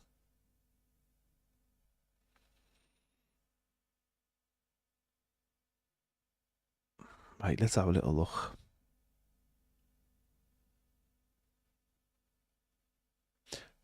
Joseph, you're not the villain for voicing an opinion. No one said you were wrong. What I said was that I just wasn't going to read your comments out because it was abusive. That's all. And if I'm going to be abusive, I'm the one who's going to be abusive. I'm not going to read out other people's abusive stuff when I'm not allowed to be abusive.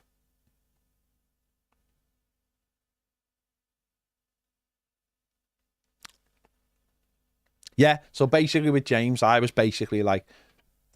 like, yeah. Being tricked, basically. I've been tricked.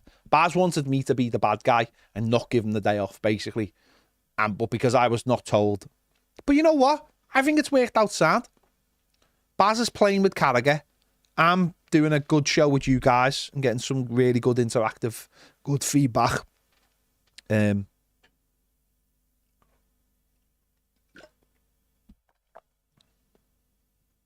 on, what? Posh Matty, in fairness, Peg calls McNeil the name McNeil. So McPartland is fair game. What? That doesn't make any sense. McNeil is McNeil. That's his name, McNeil. MC. I mean, I must admit, I have got some stake in this because, you know, my name is Mac Partland. So I do know how to pronounce McNeil. That's just, I don't spell it with an A.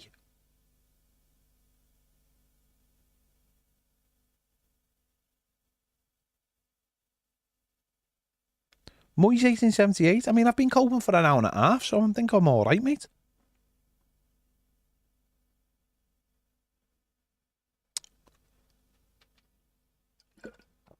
No, Emma. No way Annabelle's a goth. No way. Paul says, long live the revolution. Absolutely. Which leads me on to Andor, by the way. If you're not watching Andor and you're a Star Wars fan, are you really a Star Wars fan? Andor is basically the only show on TV that really talks about what's going on Earth right now. And it takes a Star Wars show to do that. Posh Matty, McNeil, not McNeil.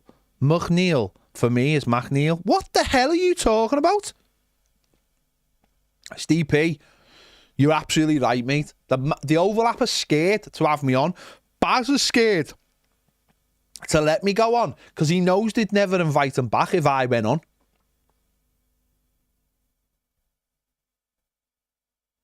Carla, there is no one to tell me to turn off. I've got nothing else to do. So I might as well just sit here doing this because I've got nothing else to do because there's nothing else I can do while I'm on my own. I can't do the match preview on my own. I could do the news, but Philip says, watch the first 3 episodes last night of Andor. Very good. It is brilliant. It is brilliant. Such a good show.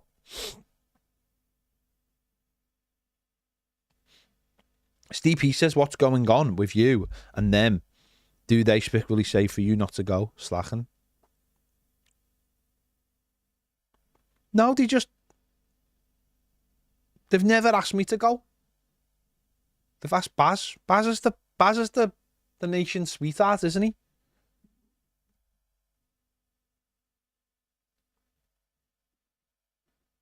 So they ask him to go, and that's fine. It would just be nice once or twice to go on and get into it. Carragher called me out, didn't he, last time? So surely I should get an opportunity to go on and state my case, because he called me out on the last overlap. He mentioned me, so I should have an opportunity to go on and have a word. But it's not going to happen, so it doesn't really matter. I'm not bothered.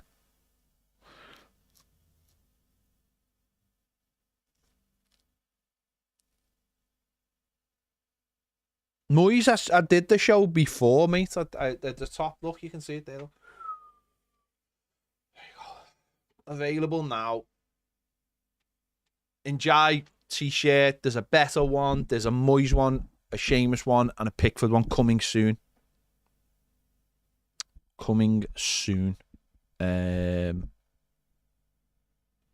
Robin, he basically said that I had called him out. He's talking about like the abuse to get on social media, and he went, even your mate, Pet, you have to go with me, over Charleston. So he said, Skull said, what was it for? What did he call you out for? And then it was just Charleston, he's diving, doesn't matter what shirt he's wearing, he was diving, and he had to go with me, and he went, the amount of times I've got you on that I've been on your channel, he said, I've got you loads of subscribers and loads of views. And he called me out. And Skulls was like, yeah, sometimes I get called out as well for being miserable. There you go. That's my Skulls impersonation. So there you go. And I did call him out, didn't I? So fair play.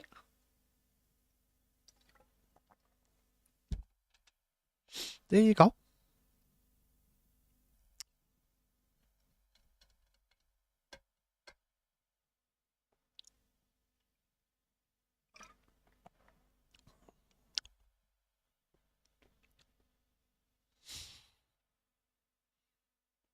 Anyway, I think you have all just got. There's a bit of a time delay, and I was just waiting to see when you got the Carragher impression. I was just waiting to see when you got it, and you've just got it now because of that time delay. He said nasty things about me. I'll give you loads of views on your channel. It's terrible.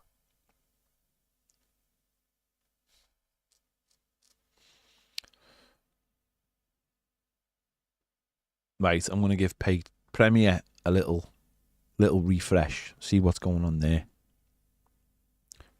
Gary Ward watched Andor yesterday. Yes, Gary. Rob, the East Belfast Toffee, says, his name is pronounced McNeil, not McNeil. Fact.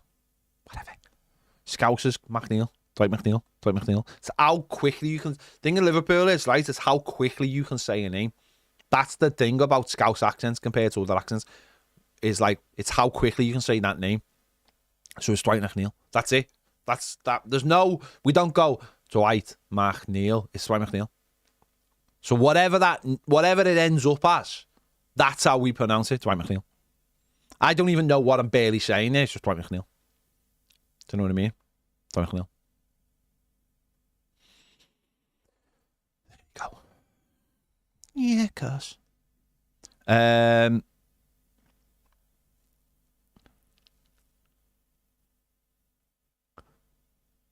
Claim says Pedro Skulls one sounds like Dave off the Royal Family. Yeah.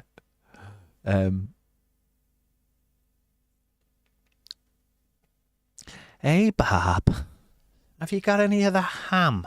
I can't do it now. I'm trying to find the motivation. Yes. La la la la la la la. Hey, Bob.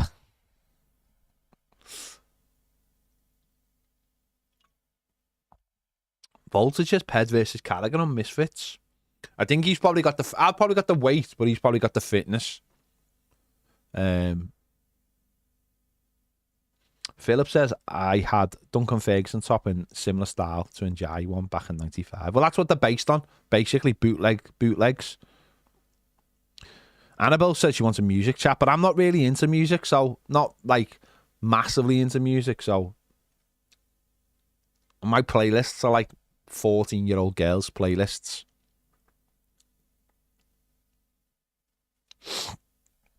As everyone will be aware.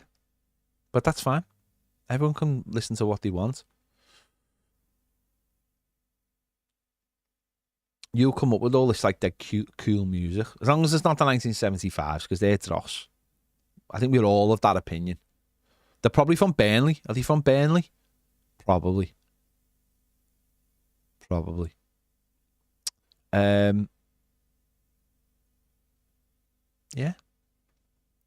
I mean, I literally could. Someone just said we should just keep going until we get to 100,000, but I think that could be about a month. And like, there are things I need to do in the next month. I'm not sure this playlist is encouraging other people to listen. Liam says Baz has had so much airtime, TV airtime. He's in the running for I'm a Celebrity. Get me out of here. He hasn't had that much TV time. He's had YouTube time. Semi-Charm Life says he's got a digital music collection of over 9,000. Fair play.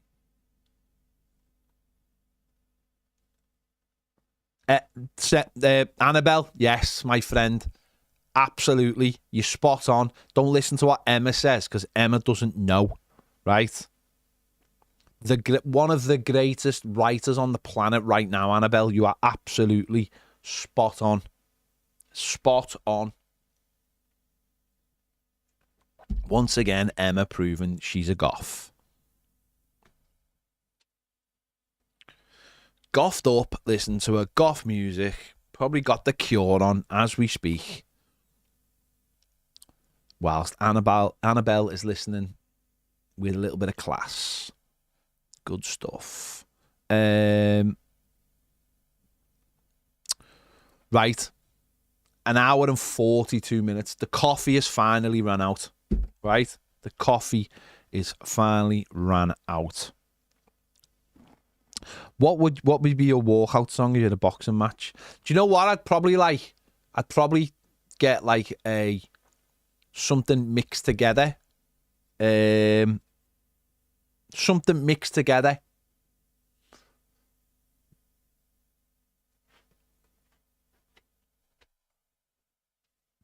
I don't know. I've always like envisioned when I'm running, obviously when certain songs come on, they give you like that hit of adrenaline. So might be something like Thunderstruck by AC/DC. Something like that. Something like that.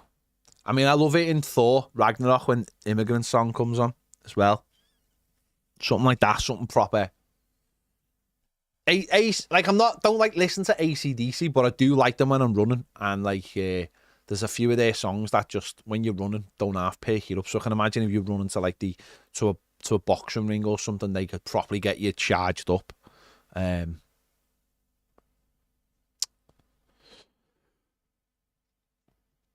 So something like that. There you go. Right, I'm going to go before I lose the entire audience. We are up to 99,000. Oh, it was 113, but now it's 112. Someone's just decided. They've just come on, subbed, listened to me for 5 minutes, and decided they want to. That's it. They want to go. So yeah, there you go. Annabelle says, "Hey, walkout music is The Fighter by In This Moment." Carl says AC/DC are awesome live, and there's a little bit of chat about the Fresh Prince of Bel-Air, which is great. This is a story about how my life got turned upside down. Blah blah blah blah blah. how I became Fresh Prince of Bel-Air. And Rob, the East Belfast Toffee, says, my first AC/DC gig was in 1979, Belfast, Ulster Hall. Was that with the original singer? Before, like, the Geordie fella got in. Carragher unsubbed. Yeah. I say there's a lot of, good lot of chat. Agent says, good show. Thanks, mate. There's a lot of chat in the comments now about music. It being football, TV, places to travel, little bit of politics, little bit of Fletch, loving. And now we're on to music. I mean, that's what happens when you've been on for an hour and 45. Danny Church, mine would be Enter the Sandman. Yeah, because it builds, doesn't it? Builds. Or what about a bit of Rage Against the Machine? What about that? Just tremendous. Or what about the Beastie Boys? I'm trying to think. Of Beastie Boys. There's quite a few Beastie Boys songs you could have, but trying to think of the right one.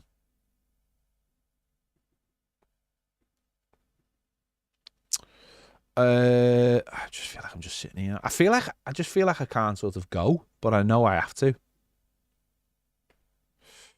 Yeah, a few months before he died. There you go. See, I called it right.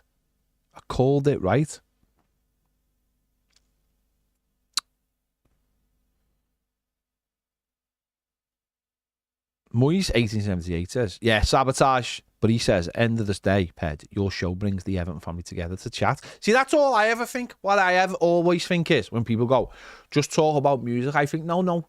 It's not just about music, is it? It's about Evertonians all together, safe space, having a chat about whatever they want to have a chat about. That's the way I look at things. This is a place for Evertonians, not just to talk about Everton, but to just talk about whatever they want. And hopefully we're going to get, me and James are going to do a podcast about something like that. And hopefully there's going to be another podcast where we start talking about the culture of Everton rather than the football of Everton, the culture of being an Evertonian. Because really that's all it is, isn't it? It's about the culture of being part of something. The football, there'll be ups and downs, highs and lows. We won't always win games of football. We won't always win trophies, but we're safe together, aren't we? We can chat together. We don't have to worry about some clown coming and going, oh, we've won the league or we've won the European Cup, and just upsetting everyone. Like I'm in a Discord, right? And I do like being in the Discord with the people. But now and again, a Red will just like knowing Liverpool are playing, and there's different groups, and now and again, a Red will just throw in like that they've won the game or something, and you instantly just go, oh, why?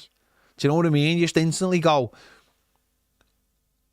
Now that person could be talking about films and stuff, and you'd have no problem with that. But then they'll just mention football, and you know you're not on the same page. And that's the thing, isn't it? That's ultimately the same thing. Is that we might all have different opinions, but ultimately we're all Evertonians. So it feels like all right. But it's when there's different opinions and they're Reds. And that's what really does me. And you're just like, yeah, I like talking to you, but ultimately, deep down, I know you're a Red. So I know your belief system isn't the same as mine. Now, their belief system could be 99.9 the same as mine, but they're a Red. And that means that we haven't bonded. Like, so... Do you know what I mean? It's like...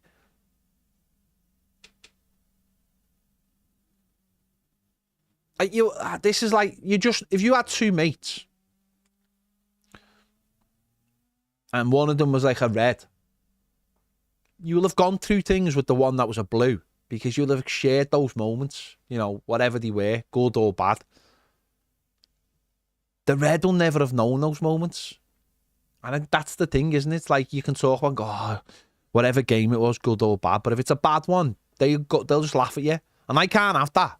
Like, I just can't have that. I can't have people laughing at my football club or laughing at my experiences with my football club. I just can't have that. You know what I mean? It's that thing, isn't it? You can call your sister a knobhead, but if anyone else calls your sister a knobhead, then not happening. So, yeah, you can't, Annabelle, you can't. I've said it before. You can't. I'm so surprised that people who are with Reds, it ever lasts. Like, I couldn't. Could you imagine Everton just got beat or something, and it was a horrible game, and you're feeling like hell, and you walk in, and the first thing, the person who's supposed to be closest to you in the world just starts laughing at you. See, that to me would just send me loopy. What you want is you want that person to come in and either feel the same as you or just at least comfort you. But if that person walks in and they're just buzzing off you, like, it's bad enough even having neighbours. Like, having people who live next door to you who are like Reds. That to me that's bad enough. Do you know what I mean? I want to live in a little Everton cul-de-sac somewhere. Everyone's a blue. And I know that I'm sort of like creating a fascist state here in many ways, but everyone's a blue and we all feel the same thing. And when we feel good, we feel good. When we feel bad, I don't know how that would be good for the estate, but just Emma, see, I know you're using that as a defence. Gingers are the great. Basically, everyone wants to be ginger now, even though because people are just trying to be ginger now, and you can't have it. We went through. Gingers are like Andy Dufresne. We went through the tunnel of stuff, the pipe, to come out the other side and be hardened and have a personality because we were shaped by the things that happened to us as a child, of the stick we had to take. And you'll never know that. I mean, I know there's so much I could break down from that comment. I mean, the last bit from Runcorn, that should be the end of it, Emma. From Runcorn. Runcorn now. Do you know what I mean? MB, you're right. Us, the gingers were kissed by the gods. Simple as that.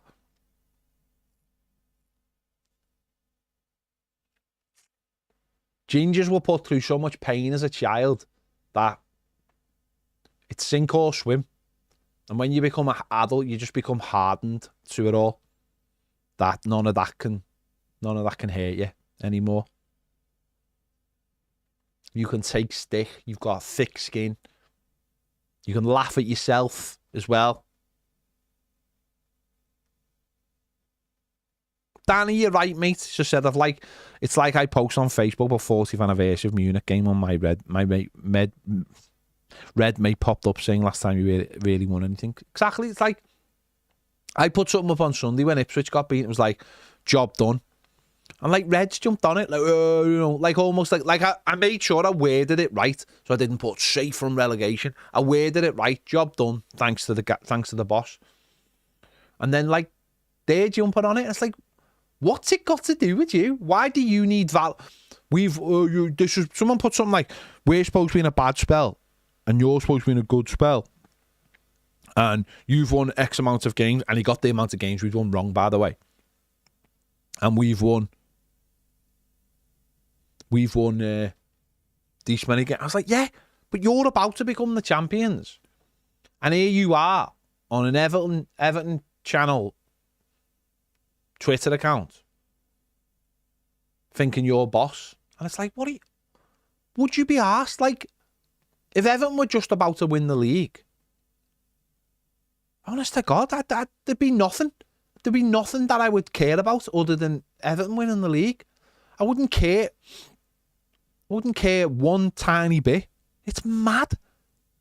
They're obsessed and they need they're all like, why would you be bothered though? Would you even look? Would you even look at the other? If everyone were about to win something, would you look at where Liverpool are on the table and go, I'd be like, what about to win the league? I don't care. I honestly don't care. It's so weird. They're so weird.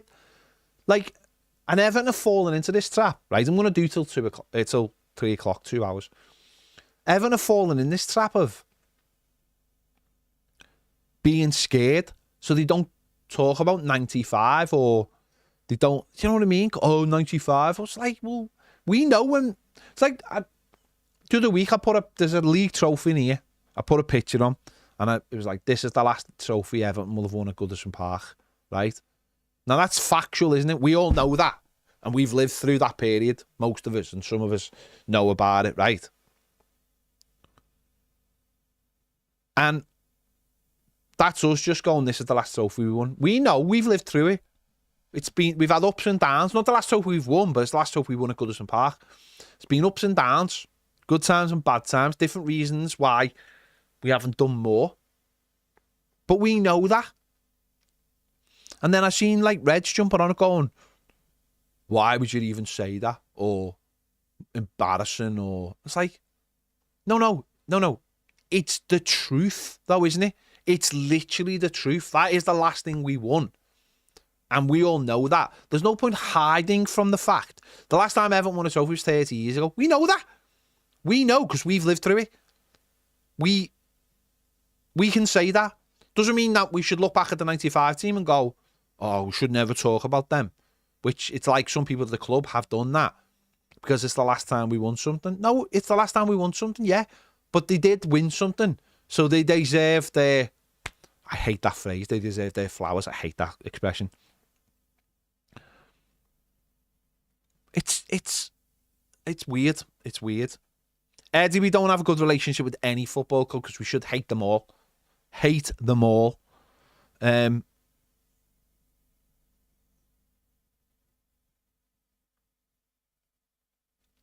Martin, I've never been the Isle of Wight. And I never will go the Isle of Wight. Yes, Carl, I basically do have a hard shell for everything, yeah, because I'm a ginger.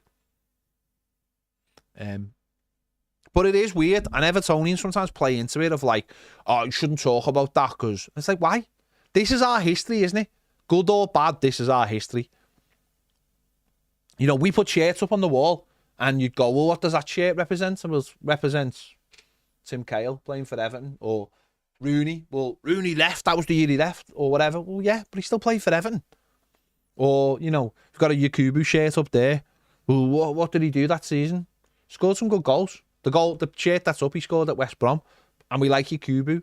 Baines, you know, as I said before, scored his last goal in that shirt. So does that mean we should just go, well, yeah, but that wasn't like a cup final, was it? No, it doesn't matter, does it? It's you've just got to like celebrate what, as a football club, what you're doing. And yet, listen, are they a more successful club? Yeah. Should that define us? No. That should never define us as a football club.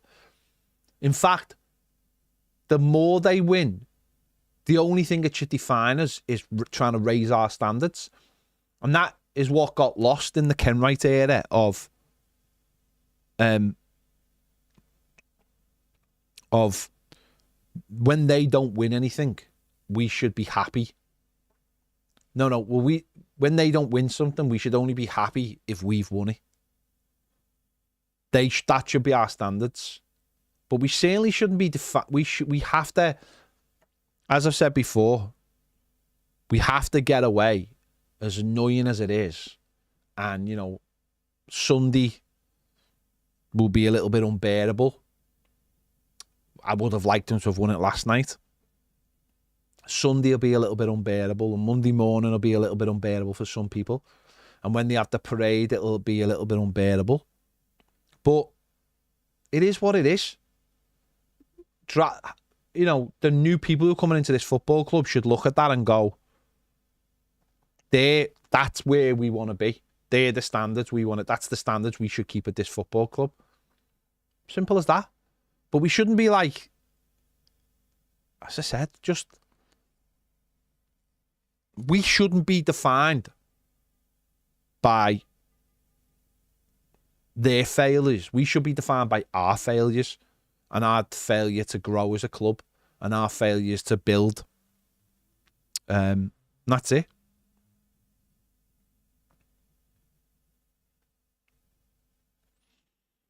So let's, as I said, it'll be but we all know it's coming, so it doesn't really matter. But this side, when you see them on posts and stuff, I just find it hilarious, because I just think, how sad are you that you're about to win the league and our job was to stay in the Premier League, and we achieved it, and that was our job. That was David Moyes' job, and he did it.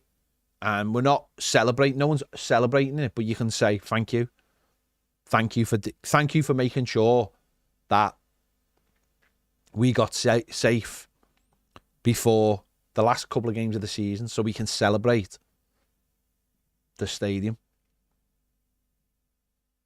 And that's all you can ask. That's all it is. And then next season we're going to have a new set of standards, aren't we? Next season we're going to have a new set of standards, and a new where we want to be, in where we are. So, and that's all you can say. Wow. Oh yeah, there's a couple of things on Patreon before I go. Michael says Carragher called out Onan on the overlap, more crowd cheers than playing football. Well, he's a good player. Let him do what he wants. And Carl says Villa upgrading near Villa Park to over 50,000. They will go past Bramley Moore soon. 53 is far too small. I know, mate, but what can we do? What can we do? The ground was created by the last set of people who we all know are massive failures, all of them.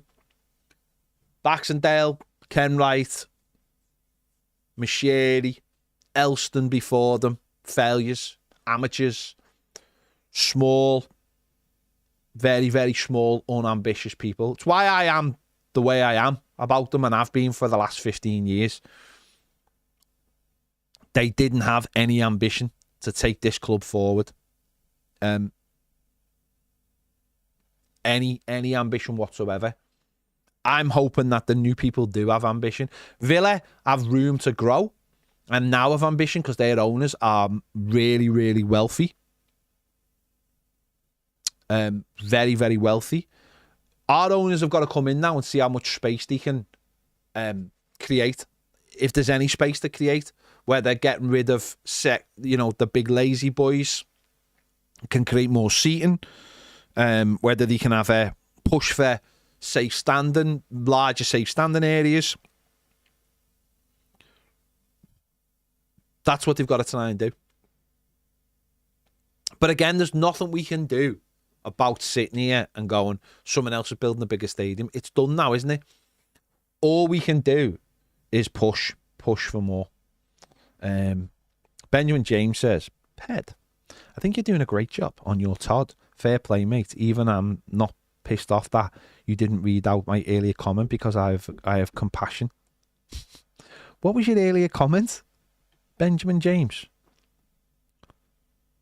I'll go back and see what it was. I'm not seeing it though. Seeing so many from Joseph. Joseph's had a right titty lip there. Benjamin, I can't find your comments. Benjamin, I'm not seeing a comment on Premiere. Was it in Premiere or was it on YouTube? Because I'm not seeing a comment. Nope. Oh, we are. Sorry, there it is. Found it. My Vinted parcel arrived today. Thanks so much. My eldest son was made up with the Toffee TV sticker. That meant my youngster was upset. He got told to watch Arsenal Fan TV, seeing as though he's defected. Well, Benjamin, thank you for buying one of my tops. If you want to go, there's still... So I put a load of exclusive Toffee TV gear on Vinted. Stuff that's all one-offs, and there's still stuff left, Umbro stuff, and it's really good quality. So if anyone wants any of that gear, it's still available. I've sold loads of the Hummel stuff and other stuff, and I'll keep looking to see what other gear I've got. It's got some hoodies that haven't really been worn.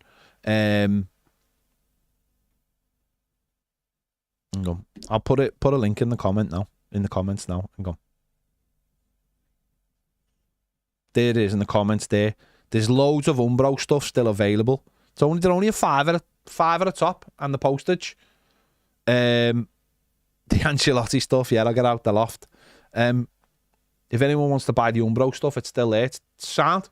It's pretty, it's total one-off gear, by the way. These are not like mass-produced. These are one-off tops. And I think there's a raincoat in there as well. So if you want to go and buy some stuff, please do. So nice one, Benjamin, for buying it.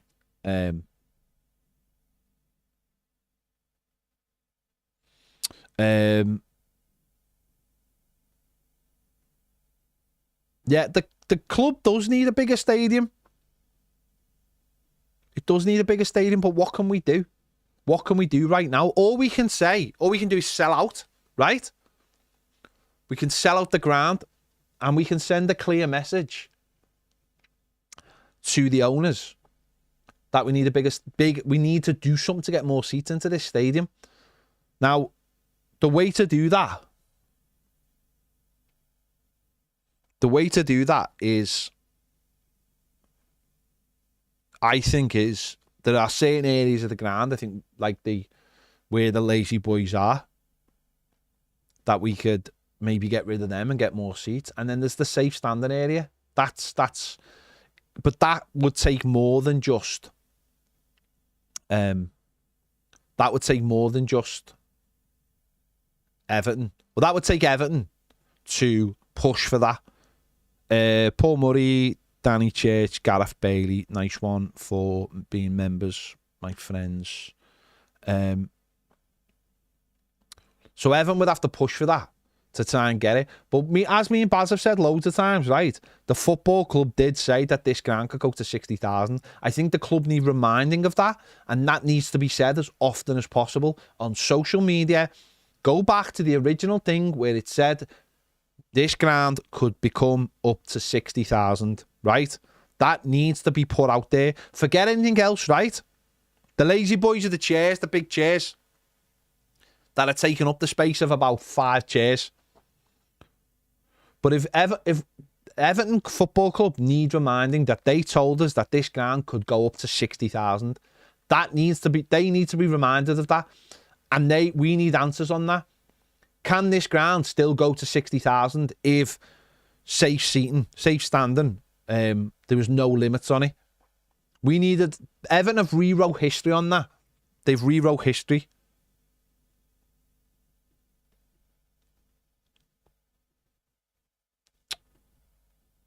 So let's not forget that. So make sure, if anyone ever asks, dig it out. Go and search it. Go and search it now. You will find documentation that says where the club say it can go up to 60,000. And I would love to hear answers on that. Can it still go to 60,000? Dan Mice recently said, we don't have the facilities to go higher. Well, you had the facilities when it was... when you said originally that it was going to be 60,000. So, Robin, thank you for becoming a top toffee.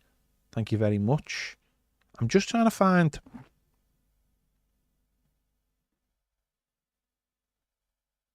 So, go out there. Go and sit. No one's buying United Utilities. It's just not happening. It's not happening. You're not moving something like that.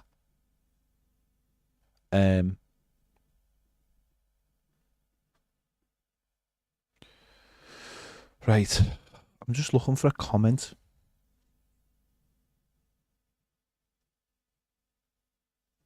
Hang on. Emma, I hope the surgery goes really, really well with your dog. Yeah, it's horrendous. It's horrendous when it's your dog, because what can you do? And they can't talk to you, and they can't tell you what's wrong. So when you do find out what's wrong, it feels like so much time could have, if so much time has been wasted. But vets are incredible now. Vets are absolutely incredible since, like, I suppose since like we all started paying silly money for our insurance, those that we do, then yeah, hope everything goes okay. The vets, as I said, are amazing, so hopefully everything's fine and everything goes well for you. Keeping me fingers, toes crossed for you. Phil says 53 is a big number. Another 7k would make a difference. It'd make a difference to 7,000 people who can't go and watch the match, Phil. It would make a massive difference. Mark says safe standing won't do it by increasing the ratio to more than 1-to-1. Just won't add more than a few thousand. Well, that's not what we were told. We were told that with changes in safe standing, it would go to 60,000. That's what they told us. So it's all of the lower of the south. And it's up to Everton to get other areas of the ground, maybe better. As I said, the lazy boys in 3 years, when those first contracts are up, get rid of them, put seats in. That'd be one way. But 7,000 would make a big difference. Just going back to that other point, 7,000. There's more than 7,000 people on the waiting list. So that's 7,000 people who get to go to the match. That's 7,000 people buying food and drink. That's a hell of... Mark, I don't know, mate. Everton Football Club said with safe standing that it would get to 60,000. Go and look at the numbers, mate. If you know that for a fact, then that's fine. What I'm saying is Everton Football Club said 52,888. And with safe standing, it could go to 60. That's what they said. That's what I'm saying. Go and find it. If someone finds it, put it in the comments in the next 3 minutes before I finish. It's out there. That's what Everton said. But going back to my original point, 7,000 extra seats would make a massive difference to this football club. Having a ground that was a 60,000, which it should have been originally, is I don't know where you are on the waiting list, but having 7,000 extra people in the ground would make a massive difference. It'd make a difference financially. It'd make a difference to the atmosphere. It'd make a difference to Evertonians who are feeling very pissed off that are on the waiting list, that they didn't get a ticket and are struggling to get tickets for games week in and week out. There's a lot of Evertonians out there who want to go to the match who can't. The size of the seats, maybe, Carl, yeah. There's a lot of Evertonians out there who are very pissed off that they can't go to the match, right? Now, they might have thought that being on the waiting list going into the new stadium, they were going to get a ticket. Now they might feel like they're never going to get a ticket, so they might just stop bothering.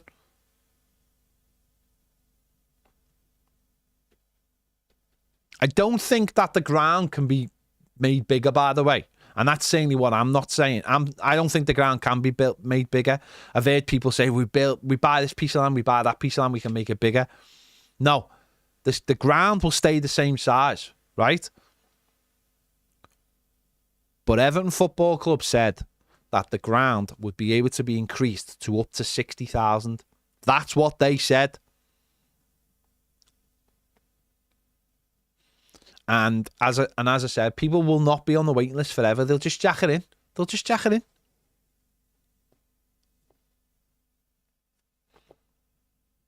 Rod, you're right. You're right. But the point being is that Everton said, I didn't say it, I didn't make it up. Everton said that this stadium would be capable of holding 60,000 people. So that means that it's got enough toilets. That means it's got enough width in the concourses. That means it's got enough places to eat. They said that. So there we go. All you got to do is go and find... All the information is still online. Everton might have tried to bury it, but it's still all out there. They said it. Someone needs to ask the question, right? Can it still be made into a 60,000? And if it can't, why can't it? That's a question someone needs to ask the Friedkin group. Or maybe the Friedkin group. 62,000. John Blaine has just told me 62,000. I'm lying. I am lying. Right? 62,000. Someone needs to ask that question to Mark Watts, the Friedkins, Angus Kinnear, when he comes in. Can it still be made 60 plus thousand if the safe standing regulations are changed? And if it isn't, who lied in the first place and told us that it could? Now, the people who, if they were lying, then I imagine that person has already left the club. Right? Mark says it's on Dan Meis's website. Okay, Luke's saying that they said it was 62, they retracted it, and now say 57 at most. Okay, I've not seen that. I'd be interested to know where that is.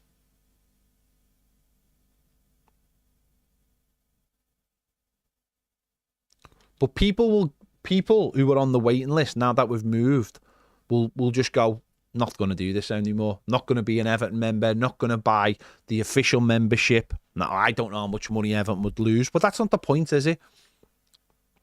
The point being is, going back to the original question about building a stadium,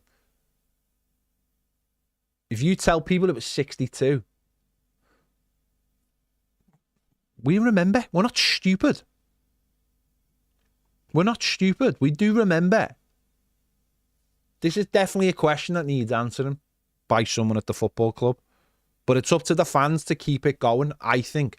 Dan Mike said recently, as I said, that it can't be made any bigger. But why can't it be made any bigger if you said it could be made bigger? Forget about selling the last 10,000 seats. Forget about the price you can pay. That's America. We don't live in America. NFL tickets go at a minimum of £600.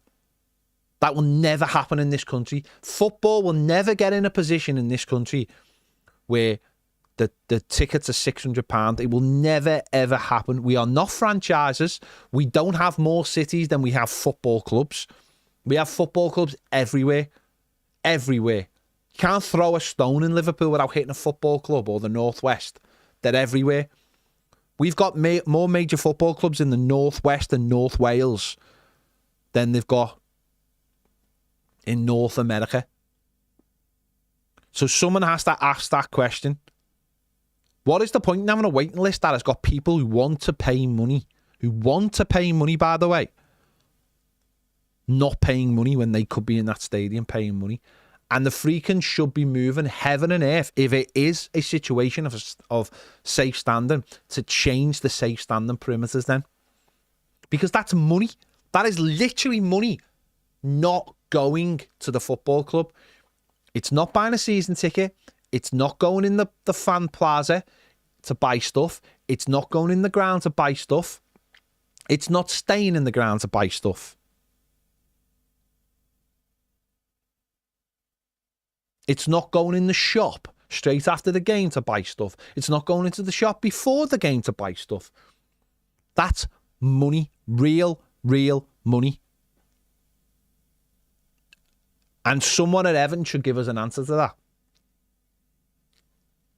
Simple as that. Somebody at one of the fan-led organisations should maybe be asking that question. We're going into the stadium, but what's the next step for the stadium? Can it be improved on? Can we get more seats? You've got people fighting over the ballot to get a game ticket for the Southampton game, which I think's been poorly handled, by the way.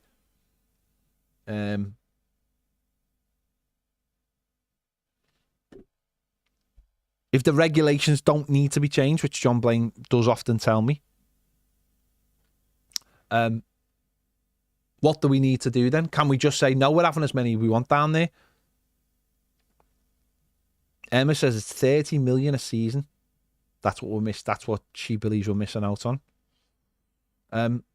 All these things and more. All these things and more. Nice one to Mills. You just bought something off Vinted. Nice one. All these things need to be spoke about.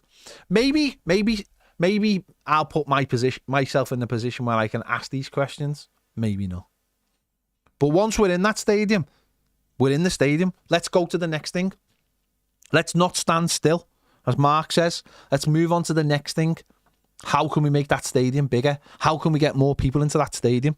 Because you know what? That's what the Liverpool owners are asking the right question right now. How can we make Anfield bigger? Manchester United are knocking down Old Trafford. The Etihad's being expanded. Villa Park's being expanded. Newcastle will be next. Leeds will be on it. Will come up and they'll ask that the very same question. How can we expand? Every club in the Premier League right now will be asking that question, because you know what? Increasing the ticket prices isn't the answer. It simply isn't the answer because, and I am finishing soon, if you're on the waiting list, you're not desperate enough, I don't believe, to pay more money than I am for my season ticket. I just don't believe you are. I think the only way to get you off that waiting list isn't by saying to me, well, you have to pay more. There'll be some, but it's by creating more seats. And it's as simple as that. The waiting list, yeah, you're all on it, people who are on it. But I don't think people on the waiting list are like, oh, I'm prepared to pay £2,000 a season for my season ticket just to get one. I don't think that exists in this country. I don't think people have got the money to do that. I think people who have got that money have already bought seats in the lounges, which they could have a year ago. You know, anyone who didn't have a season ticket could have just bought 2 tickets in a lounge last year, and that's how they got their season ticket. So they're not on the waiting list going, oh, I've got all this money and I've got nowhere to spend it. They already have. Spent it on the lounges last year, and some of them are even getting shown around to the ground right now and getting to go in the dressing rooms and all that kind of thing. So that's what Everton, that's what the owners need to do now, is look at the stadium and go, right, we're in. How do we make more seats? How do we get more people in this ground? That's the next thing. That's the next question that they need to answer. Right, I am finally going. I could honestly just sit here all day. I've really enjoyed this. I really have, just waffling on. I have done 2 hours and 23 minutes on my own.